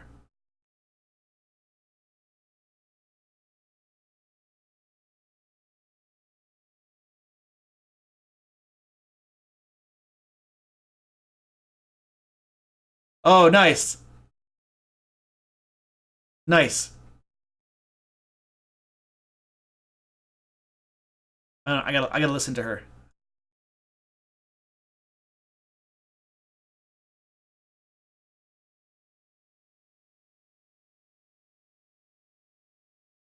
All right, I think I got it. I think I got it now.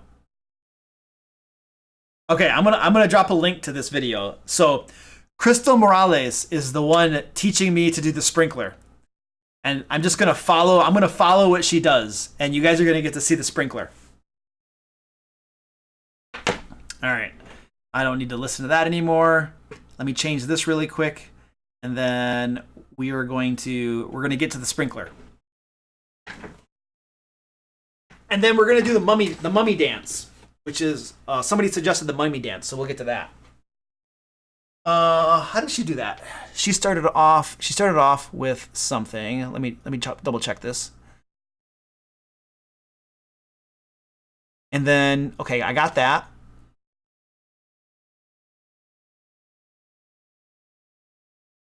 Okay, I got it. Okay, the sprinkler dance. Woo!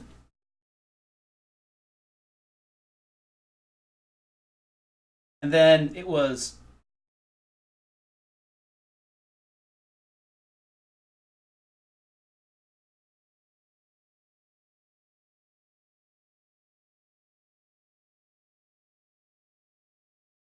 imagine the water flowing.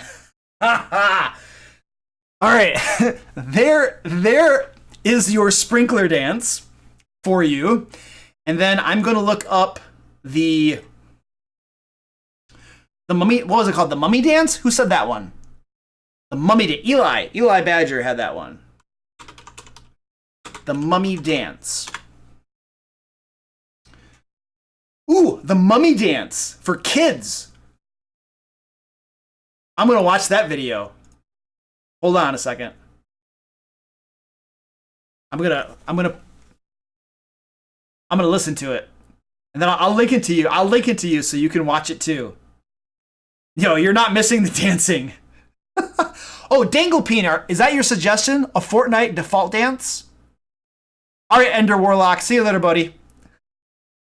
Ender Warlock's like, I don't need to see this. This is traumatizing me.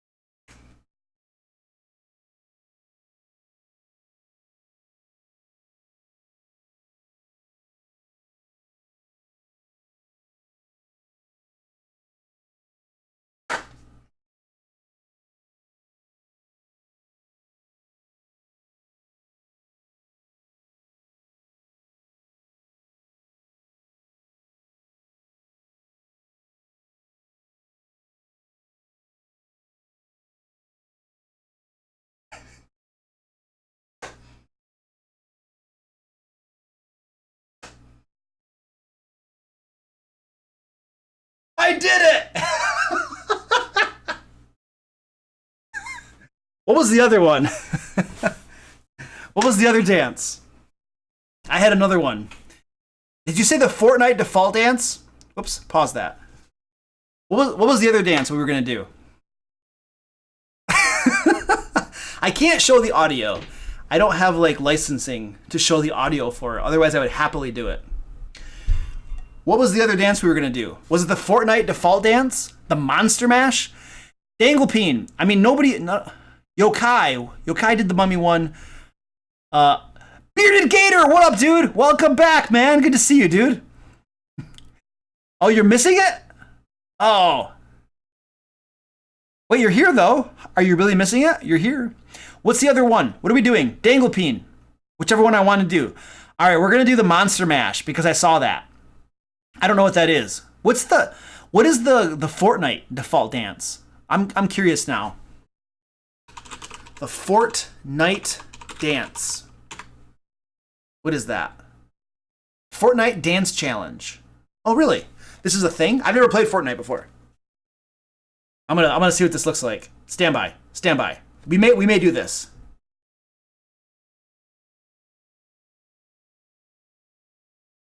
I don't think I could do that.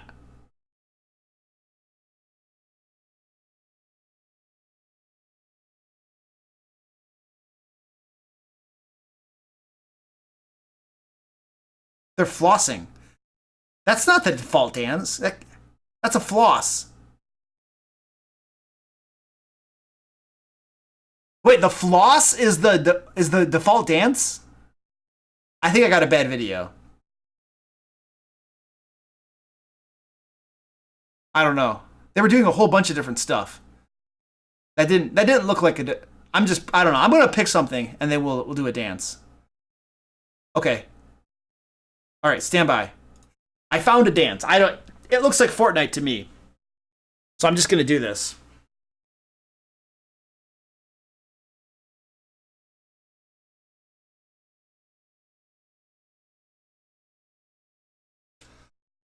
Google Fortnite default dance. All right. Fortnite default dance. The clapping is on the default dance. Well, oh.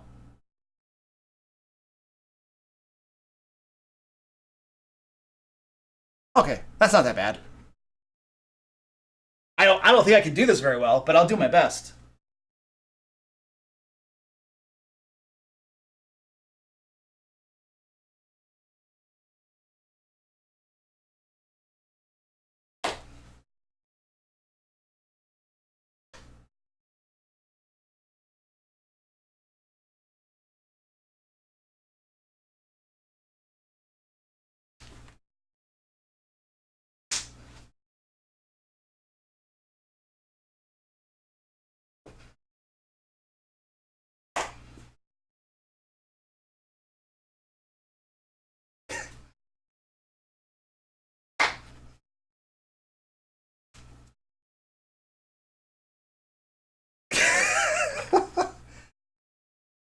That's my best attempt at that dance. That is my best attempt.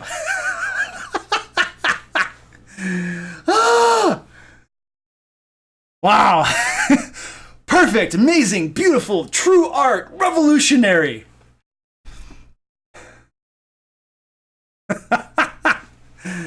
That's a pretty cool dance. Why are people not clipping these? Oh my gosh. Seriously. All right. We need to get back to our adventure. I think I have fulfilled my dancing obligations for you guys. Again, I drank too much tea, and so I need to run to the bathroom. I do apologize for that. So I'm gonna throw you an intermission screen on, and I'm gonna go use the pot. Let's get you some music. I will be back momentarily. This will not take long, I promise.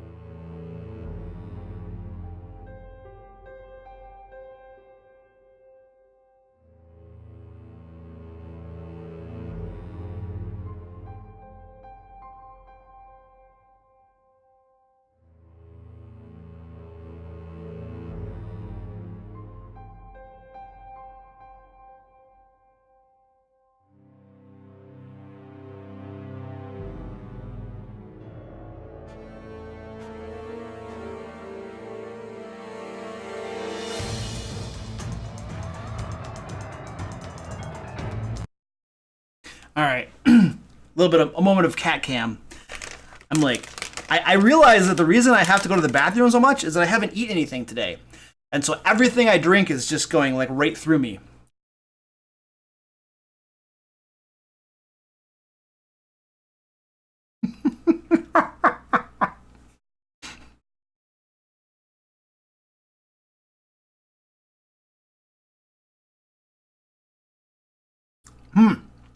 That's a good point. Phoenix is saying I have 10 enemies against the party at level 4. Yeah, that's a good point. Might make those frogs start back a little further so they have to dash. That's a very good point. Because action economy is gonna shift that battle and probably make it more difficult than it otherwise would be. So let's do something here. You have a very good point. I should probably go back to the normal screen. There we go. Let me see. We're gonna do a thing called encounter notes. we're gonna flesh that out just a little bit more.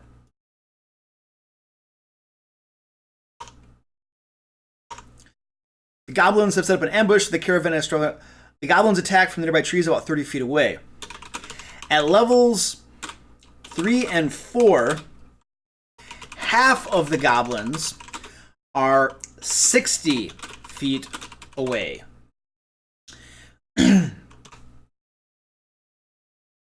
Half of the goblins start 60 feet away.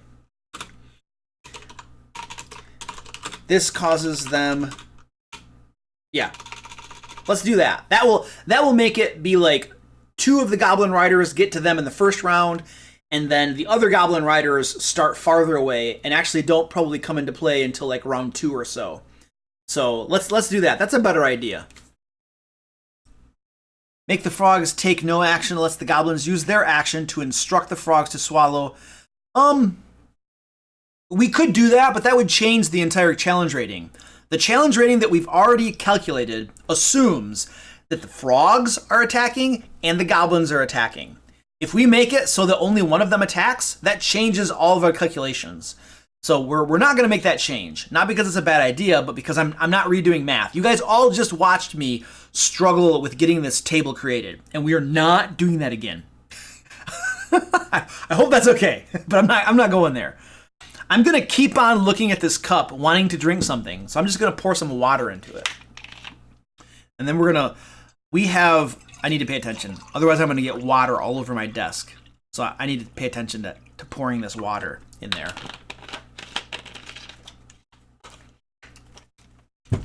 All right. Nummy. So we have created this goblin encounter. Loot. What kind of loot is there?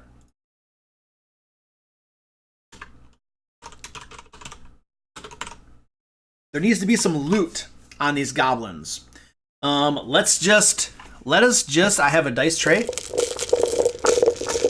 This has become an ASMR video. This has now become an ASMR video. Hold on.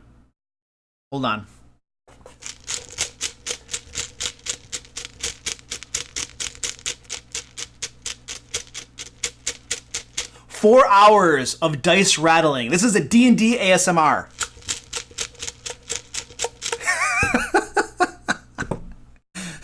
Luke's stupid ideas.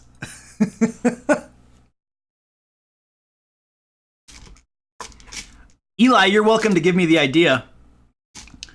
What was I going to do? Oh, we're going to roll up the loot. So I'm going to take 4d6, and that's how many silver pieces the goblins have.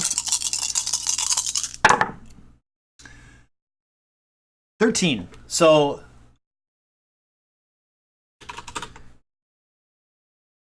goblins carry 13 silver pieces. We're going to roll some gold pieces. 13 silver pieces sounds really bad. Let's make that 130. And then let's roll the gold pieces. 70 gold pieces. That seems like a lot. Let's make it 35. This is like level 1 through 4. And how many gems do they have? We're going to roll a d4 to determine how many gems they have. Ooh, 4. And the goblin boss carries 4 small emeralds or something. I don't know. Worth 10 gold pieces each. There. We have some basic loot. Bottles of wine. Ooh, that's interesting.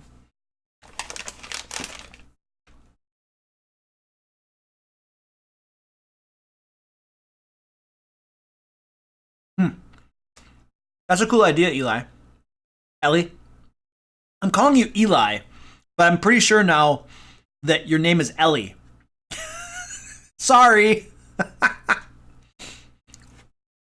That's a cool idea, though. All right, so after the escort mission, they actually will arrive at Cliff's Edge. We are not going to create an entire village tonight. So, we're just going to make this very, very simple. Once they arrive to Cliff's Edge, the tea merchant pays the group how much money? How much money did she say they were going to pay him? 200 gold pieces for their services. Also, the village elder, what was his name? The village elder, I'm going to copy paste it. I have no idea how to pronounce that. Thank you, whoever gave that name. El Sedinide, the Broken Beak, approaches the heroes and explains the problem with the fish supply and asks them to solve it for the village. What kind of reward would he promise?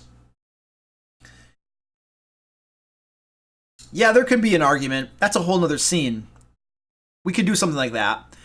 What kind of reward would he give them for solving this problem? No, the Beak people are Arakakra. This is a village of Arakakra.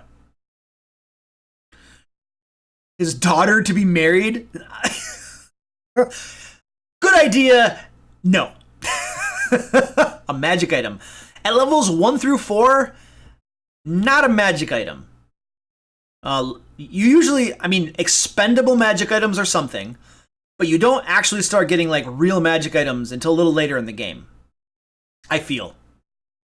I am not, so when I run D&D, I do not give out tons of magic items.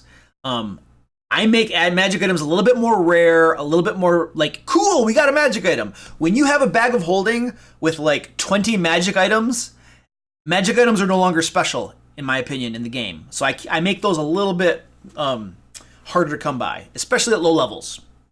Higher levels, different story. Feathers from their elder. Potions of healing is perfectly, yeah, potions of healing, sure. The elder promises to reward them with how many potions of healing? We can just roll dice for it. Let me roll 2d4. 2d4 potions of healing. I have a 3 and a 3. That's a lot. That's a nice. 6 potions of healing for their efforts, which is equivalent to 150 gold pieces if they were to have to buy healing potions. So what I'm also going to do is resolution. For the resolution, so we don't forget, we're going to say reward. And I'm going to copy paste that. Where is this?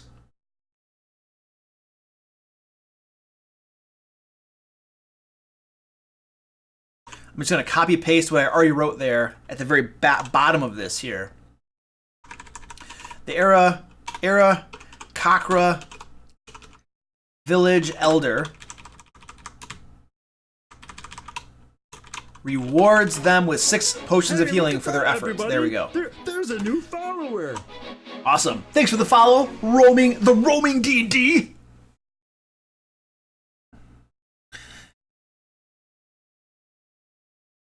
Ideal for a resting place. The aircracker fishers tell the party about their fishing lodge near the kuo-toa nest where they can rest, which is difficult to reach. A small hut higher with a rope ladder. Yeah, that's possible. Yeah. Yeah, that's not a bad idea, actually. What we can do then...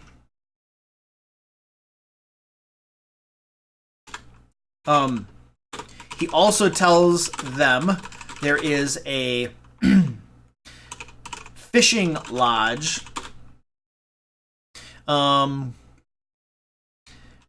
nearby where they are welcome to rest and use as a base of operations for their investigations.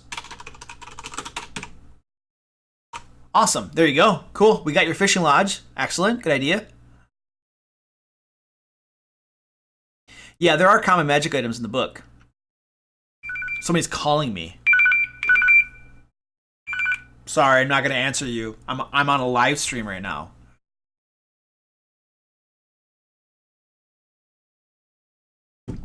Interesting. I mean, there are lots of good ideas for loot.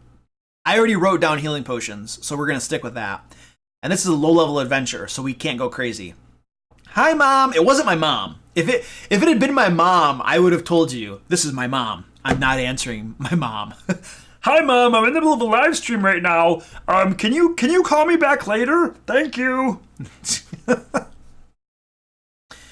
Yes, you know, actually, we should generate treasure.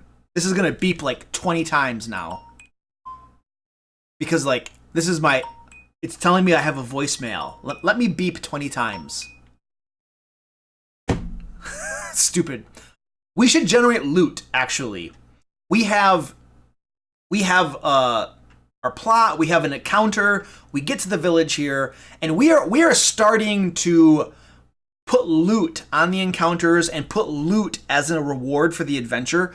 So what we really need to do is we need to generate the actual reward that we're going to use for this. And so what we're going to do is we're going to roll on the tables in the Dungeon Master Guide to generate our loot. And yeah, let's just do that. So let me pull up the Dungeon Master Guide, and then we're going to roll loot. And what I normally do is I roll loot about now, and then I'll keep track of it, and then as we create the adventure, we'll just pull from our loot that we generated and we'll add it in different parts throughout the adventure. And that is usually how I handle the loot distribution. So let me find the Dungeon Master Guide and pull it up on the screen for you guys. Stand by. Let's do that. Come on, Dungeon Master Guide. And it's actually already in the loot area. Apparently, I gotta go up where it says random treasure. Here's our treasure. Now there are different treasure hoards that we can roll on. This right here, I mean, this is a level 1 through 4 adventure, and so it makes sense for us to roll on the challenge 0 to 4 treasure hoard. Usually what I do is I just pick a certain number of times that I'm going to roll on this table to generate loot. And I think we can roll maybe 2 times. Let's do that. And I note this in my adventure so that I know. I keep track. The Dungeon Master Guide has a recommendation for how many times you should roll on these tables per like range of levels, and I just follow the Dungeon Master Guide's recommendations. Keeps my life simple. I'm not saying that those tables or that method is the best way to do it, nor that it's very balanced. I just do it that way because yes, because reasons. So we're going to do 2 rolls. Anyway, we're going to do 2 rolls on this.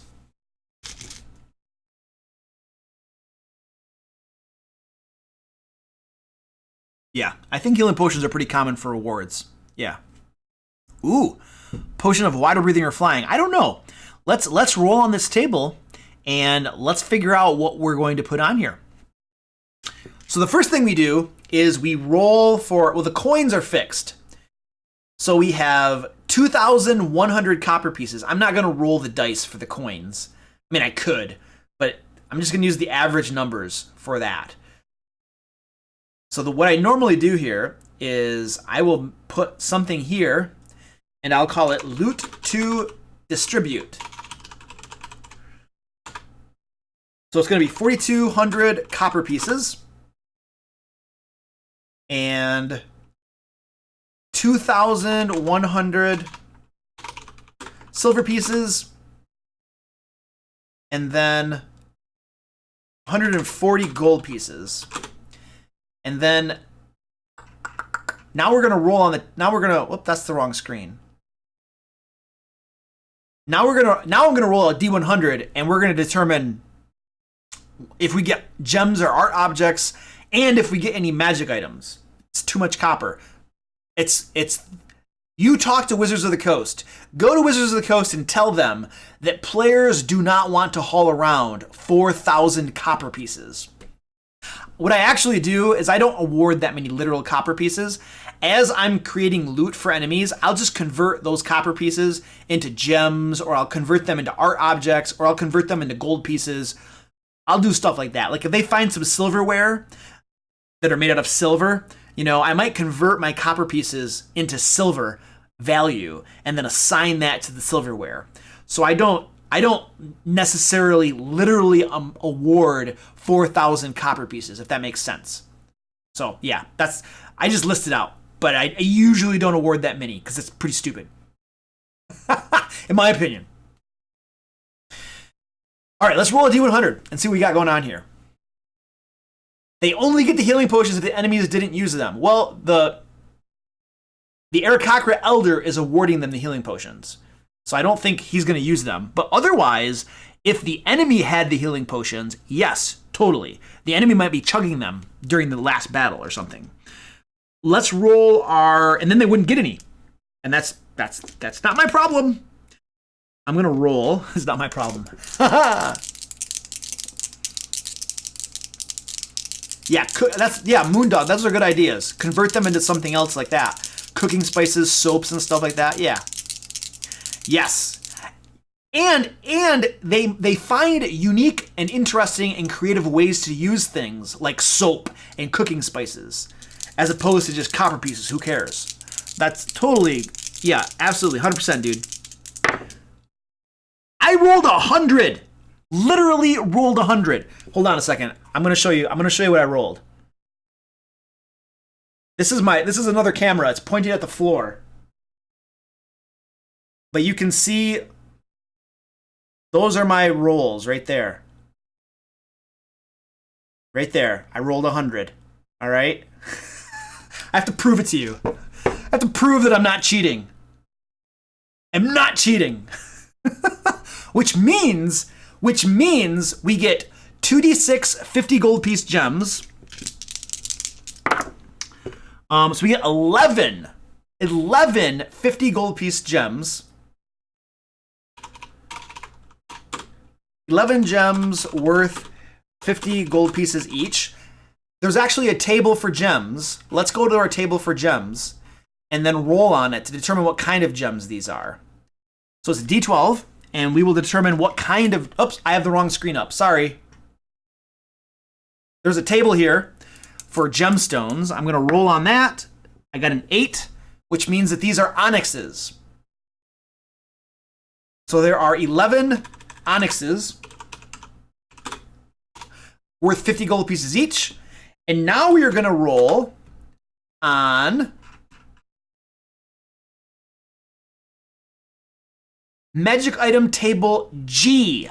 G as in game. Took me a second. My alphabetic skills are not that great. Come on, where's this thing? Let's go. Woo! Let's go. Where's this table? Holy crap. This is a good table, you guys. This is a really good table. Wow. Okay, here we go. We're going to find out what awesome Captain Chunk. No, I love D&D. I've not. The only other RPG system that I've actually played is Call of Cthulhu, which I love. I love Call of Cthulhu. I have considered running Dungeon World just because it sounds interesting. But I'm a D&D guy through and through. Where am I at? D100. Where am I? Not to say I would never consider running a different system. Just to say that, like, you know, when 90% of people want to play D&D, the easiest way to get players and play the game is to play D&D. Yes, I'm a technical writer. What is a technical writer? Hold on, I will answer your question. Stand by.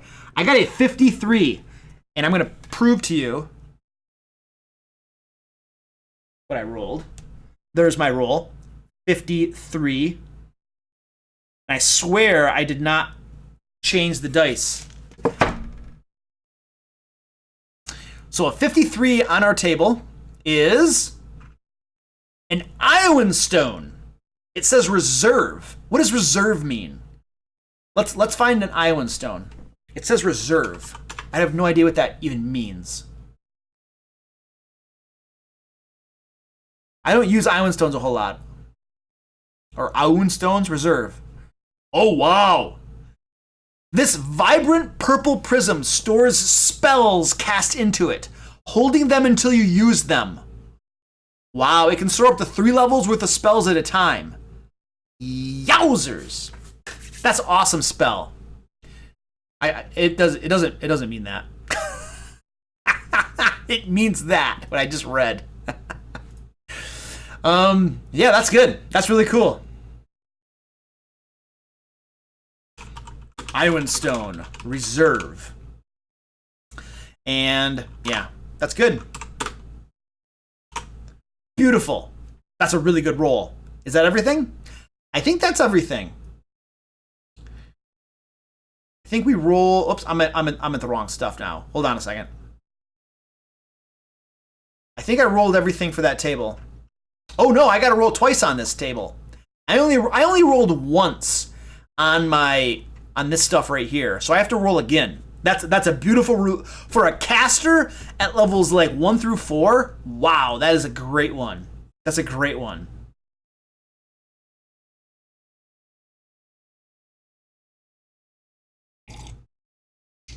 Are you talking about Call of Cthulhu, Moondog? The Call of Cthulhu one that I've played is the D100 version, if that's what you're talking about. Yeah, I've played the D100 version of Call of Cthulhu. It is a death spiral. Like, every time I've played it in conventions, which are meant to be one-shots, so that might be different than an ongoing game, once you start getting into combat, you pretty much die.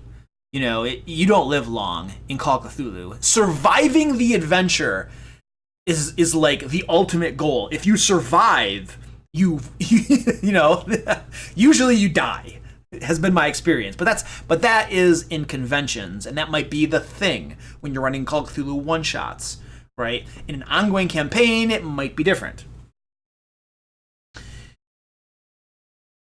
You're right, Captain Chunk. A lot of RPG systems are not meant to be as combat heavy as D&D. Dungeons and Dragons, before D&D was the thing, its origins were miniature war games. They took miniature war games, and instead of having a massive army of miniatures, you have a small strike team who is going into a dungeon or something else. And so the origins of D&D are combat-based, and that's what they were doing. And so that's why D&D today is very heavy in combat. If you look at the rule books, like 90%, you have an entire book, the Monster Manual, with information dedicated to combat. You know, 80% of the player handbook is stuff about combat. You know, if you look at your character sheet, like, most of the character sheet has rules about combat. That's just the nature of the system. But and if you don't want that, if you want something different that's more into social interactions or exploration, then absolutely, there's probably a better system out there that will facilitate that gameplay than Dungeons & Dragons. 100%. I love tactical combat. Miniatures, grid. Ooh, I dig that stuff. It just. Ooh. I also love social interactions, doing voices and all that kind of junk. I'm a thespian type, you know, so I like that as well. I feel in Dungeons and Dragons you can do both, you know, to a great extent. But anyway, that's a tangent. Let's roll on this table again. I have to roll my D100 to determine what I get on this table.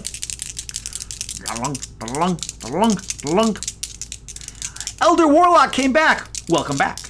We are rolling loot. I got a 63. So I got 2d6 10 gold piece gems. So I got 9 gems worth 10 gold pieces. 9 gems worth 10 gold pieces each. And let's go to our table for gems and determine what kind of gems these are. I'm going to roll a d12.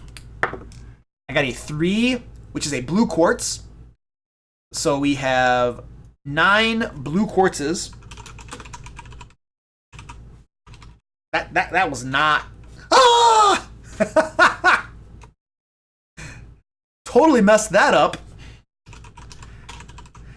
9 blue quartzes worth 10 gold pieces each. And then I need to roll on a magic item table. 1d4 rolls on table B. So let's see how many rolls that's going to be. 4 rolls. 4 rolls on table B. So let's find table B. I should make bookmarks one of these days. One of these days I'll make bookmarks so that I'm not just scrolling all the time. So I got to do 4 rolls on this. That's a lot of loot. We are getting a lot of loot for this adventure. Here we go.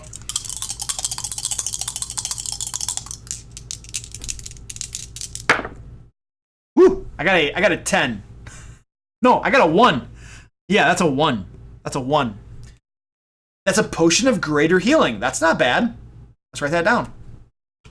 Potion of greater healing. All right, next. I got a 99, which is a wand of magic detection. I am re-rolling because I already gave them an Iowan stone. I'm not gonna give them another powerful magic item. I'm not gonna do it. I reserve my Dungeon Master right not to break my game at first level. A 69 is... I don't even know what this is. Wow. Kiagatom's ointment? Can you hear my cat yowling? Meow! Meow!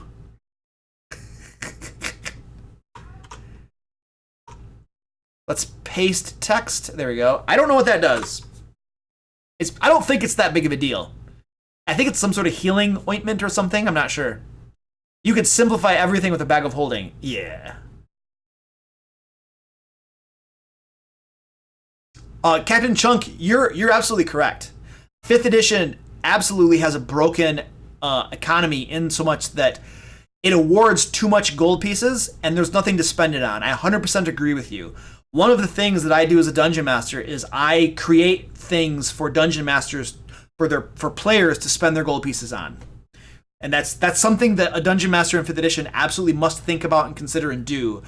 Otherwise, you're going to find your players have crap tons of gold pieces and yeah, with nothing to spend it on. That is 100% legitimate criticism. I'm on board with that, dude. There are Reddit threads, I'm sure, that address that. And probably there are lots of people that have probably built out things like strongholds, building up your bases, and stuff to spend gold on. So anyway, let's keep going with rolling up loot. Turn all gold into silver. You could. I got an 88. Goggles of Night. No, thank you. I'm re-rolling. 22. Potion of Fire Breath. There you go. That's a cool one. Potion of Fire Breath. And let's roll again. I'm going to re-roll. That's too high. I already did that one. I'm re-rolling again. That's too high. Reroll, reroll, reroll. 34. What's 34? Ammunition plus 1. Okay, that's not bad. Let's make them bolts. Oh, stones. Sling bullets. 20 sling bullets. 20 plus 1 sling bullets. There you go. There's my Dungeon Master screw job for you. I'm giving you a magic item, but it's expended upon use, and it's sling bullets. Haha. Yeah, but I'm not gonna give them a bunch of powerful magic items at like levels 1 through 4. It's not happening. That's not how I roll. I'm a stingy, mean jerk when I'm dungeon mastering. I mean, ammunition. So any ammunition is usually expended according to the rules in the book. There is a 50% chance that you can recover ammunition after you use it. I've always ruled that magical ammunition is expended upon use. You get 1 use out of it. Okay? So I don't feel like, but that might be my own personal ruling. I don't know, honestly, out of the book, what the rules are for magical ammunition. Actually, we could probably look it up. Let's look this up. Let's see if there's rules in here.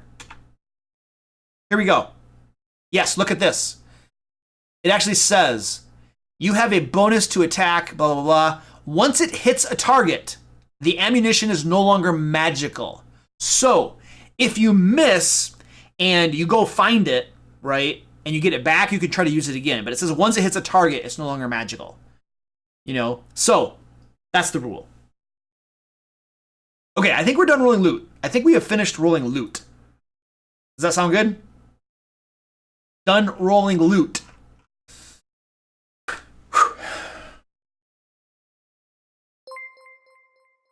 Whoa! Sweet! Another subscriber! Whee! Nithrius, thank you for the sub. Appreciate that. This is what we're gonna do.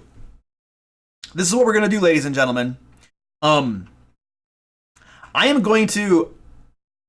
We're gonna continue creating this adventure 1 week from now on my next live stream. My live stream. Which is going to be on, let me give you the date. We're going to do a couple things here. First of all, I'm going to do the giveaway. We're going to finish doing the giveaway. So all of you folks who signed up for these tactical tokens, the giveaway for today's stream, we're going to pick the giveaway and let you guys know who won. And if you didn't have a chance to sign up for this, I will drop a link to it and give you the password and crap to sign up for it. We're going to do the giveaway. I'm going to do a dance for Nithrius because he just subscribed. And when people subscribe around here, I do dances on stream. It's always fun. That's gonna make our 6th dance for today. So Nithrius, I owe you a dance before we leave.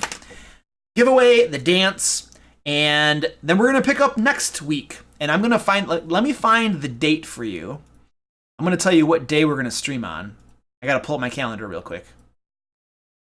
It's either a Friday or a Saturday. All my streams are on Fridays or Saturdays. It's a Friday stream. So our next stream is going to be on Friday, November 1st. And we are going to continue creating this adventure together. I realized that we didn't get very far. Like, we always take a lot longer to do stuff around here than I anticipate. This is the map we were going to use. And we created a lot of stuff. We have a lot of stuff that we created in our adventure. And, you know, we have an encounter. We have all this stuff. Probably the distractions, like dancing and stuff, prevented us from getting very far and actually creating the adventure. But I think we are at a very good point where the next stream, we're going to be able to finish this map right here. Or we're going to be able to get started on it at the very least. So there, you have that to look forward to. November 1st, around 6 p.m. on Friday is usually when I start my streams. So let me give you the link for the giveaway and then give people an opportunity to sign up for it if they haven't already. Stand by. And then I'll do a dance. And it looks like Nithrius has already picked out the dance. What did he pick? The Charleston. Okay. All right. Well, Default, I'm glad you enjoyed the stream. Let me give you that link to sign up for this. I'll give you some time to sign up, like a couple minutes to sign up for it, the giveaway, during which I'll do the dance, and then we will pick our winner of the giveaway. So that is the link. If you want to sign up for those tactical tokens, Guapo is the password. And it looks like I'm doing the Charleston. I need to listen. I need to look at this and see what it is. Let me go to YouTube. Well, let's Google it. Let's just Google it and see what happens. Oh, there it is. The Charleston dance. Pause. Take that off. Oh, this is interesting. Wow.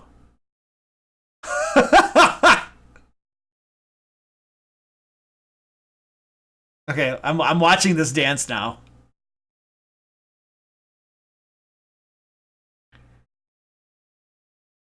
This is an old dance. This is from like the 20s. 1920 is the video I'm watching. The Roaring 20s, the time for dancing.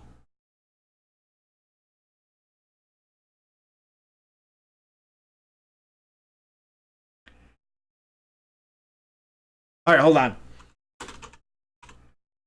Charleston dance. Let me get a different video. I like the ones where I can follow along with it.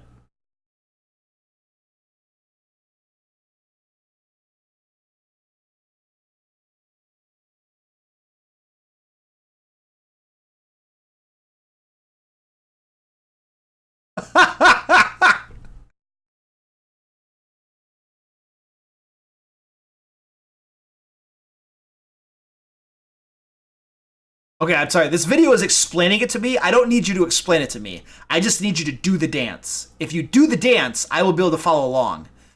I'm not super coordinated, but I can probably figure it out.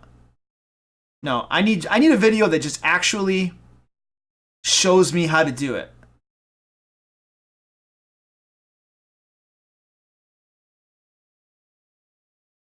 Just do the dance.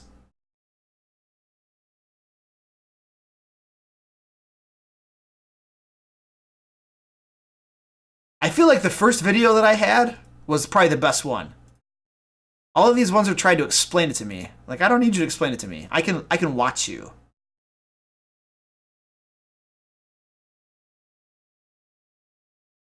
There we go.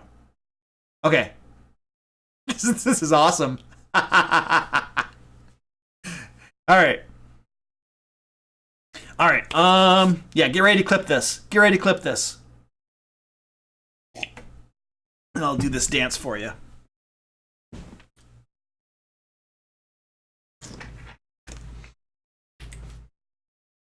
This is going to be horrible.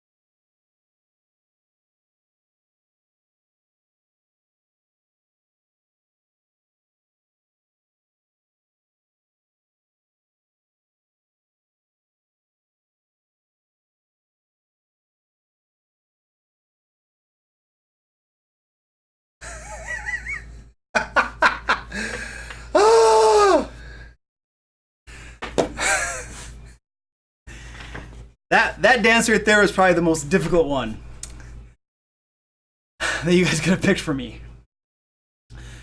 All right, that was the dance.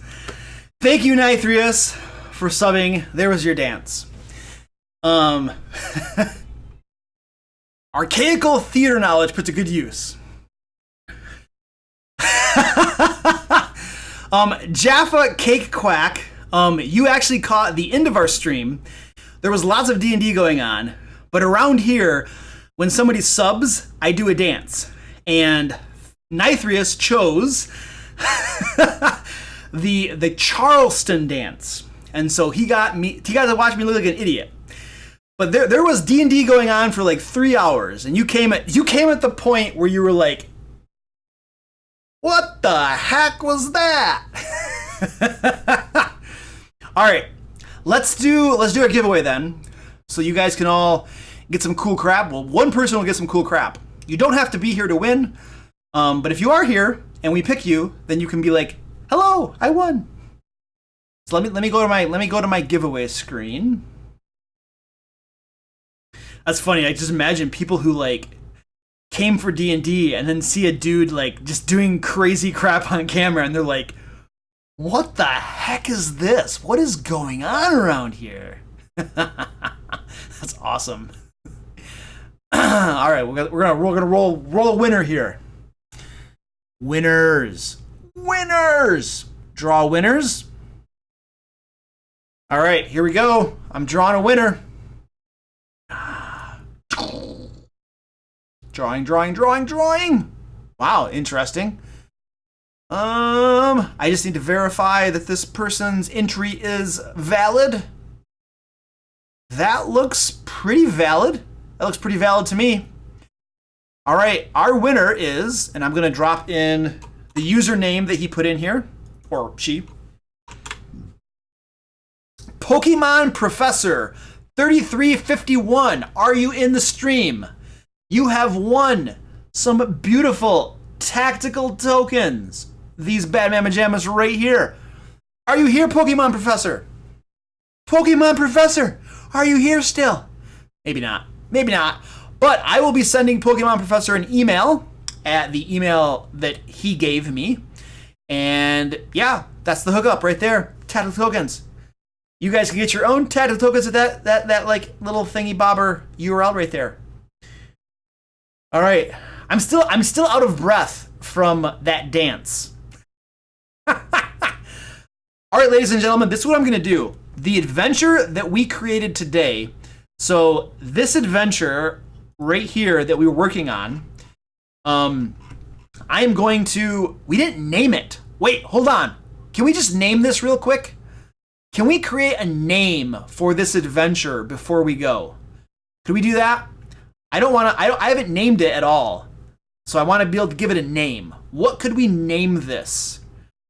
Throw some ideas for the name of this adventure in the chat, if you would. Because what I'm going to do is I'm going to save this as a PDF along with the map that we will eventually use for it. We haven't actually gotten to using the map quite yet. And then I will create a downloadable file for you guys so you can get this download immediately, pretty much. Well, give me a day or two. And then we will keep on updating the download with what we create so that way you guys all are able to use this on your own. So I just want to give it a name though. Because right now I have it called As Yet Unnamed Adventure. That is the name of the file. So I want to give it a name. Adventure McAdventure Face. No, I want a real name. The Goblin Tea Party.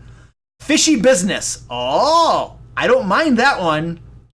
That's not bad. Fishy Tea Business. Well, only the one encounter had tea to do with it. The rest of the stuff is the kuo-toa. Tea Mess. Tea Mess. The mountain that resides over evil. That's interesting. I'm almost going with Fishy Business. Yeah, yep, Creepin' Rican, I agree with you, buddy. We're gonna go with Fishy Business.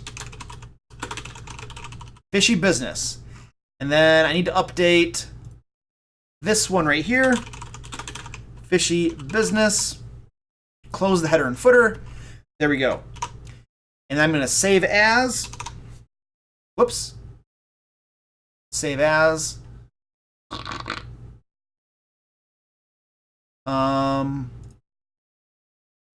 Wait, where was I? Hold on a second. I'll save that later. I don't have to do that right now. That's wasting my time. All right, ladies and gentlemen, We are done for the day with our stream. I will create a download for this, you guys. I will get with Pokemon Professor for his giveaways.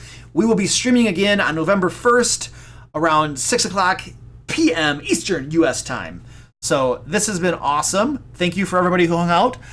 Thank you, special thanks to everyone who created, gave forth ideas and stuff, because when we get together, what we come up with is 100% dependent on you guys. And so I do thank you for all of your awesome ideas, even if we couldn't use every single one of them. And also thanks to my new subs, Danglepeen, Scorcher, Yokai, Ramboboy, Lothrian, and Nithrius. I do appreciate it. You guys rock. So I'm going to stick the landing here, and we will see you next time.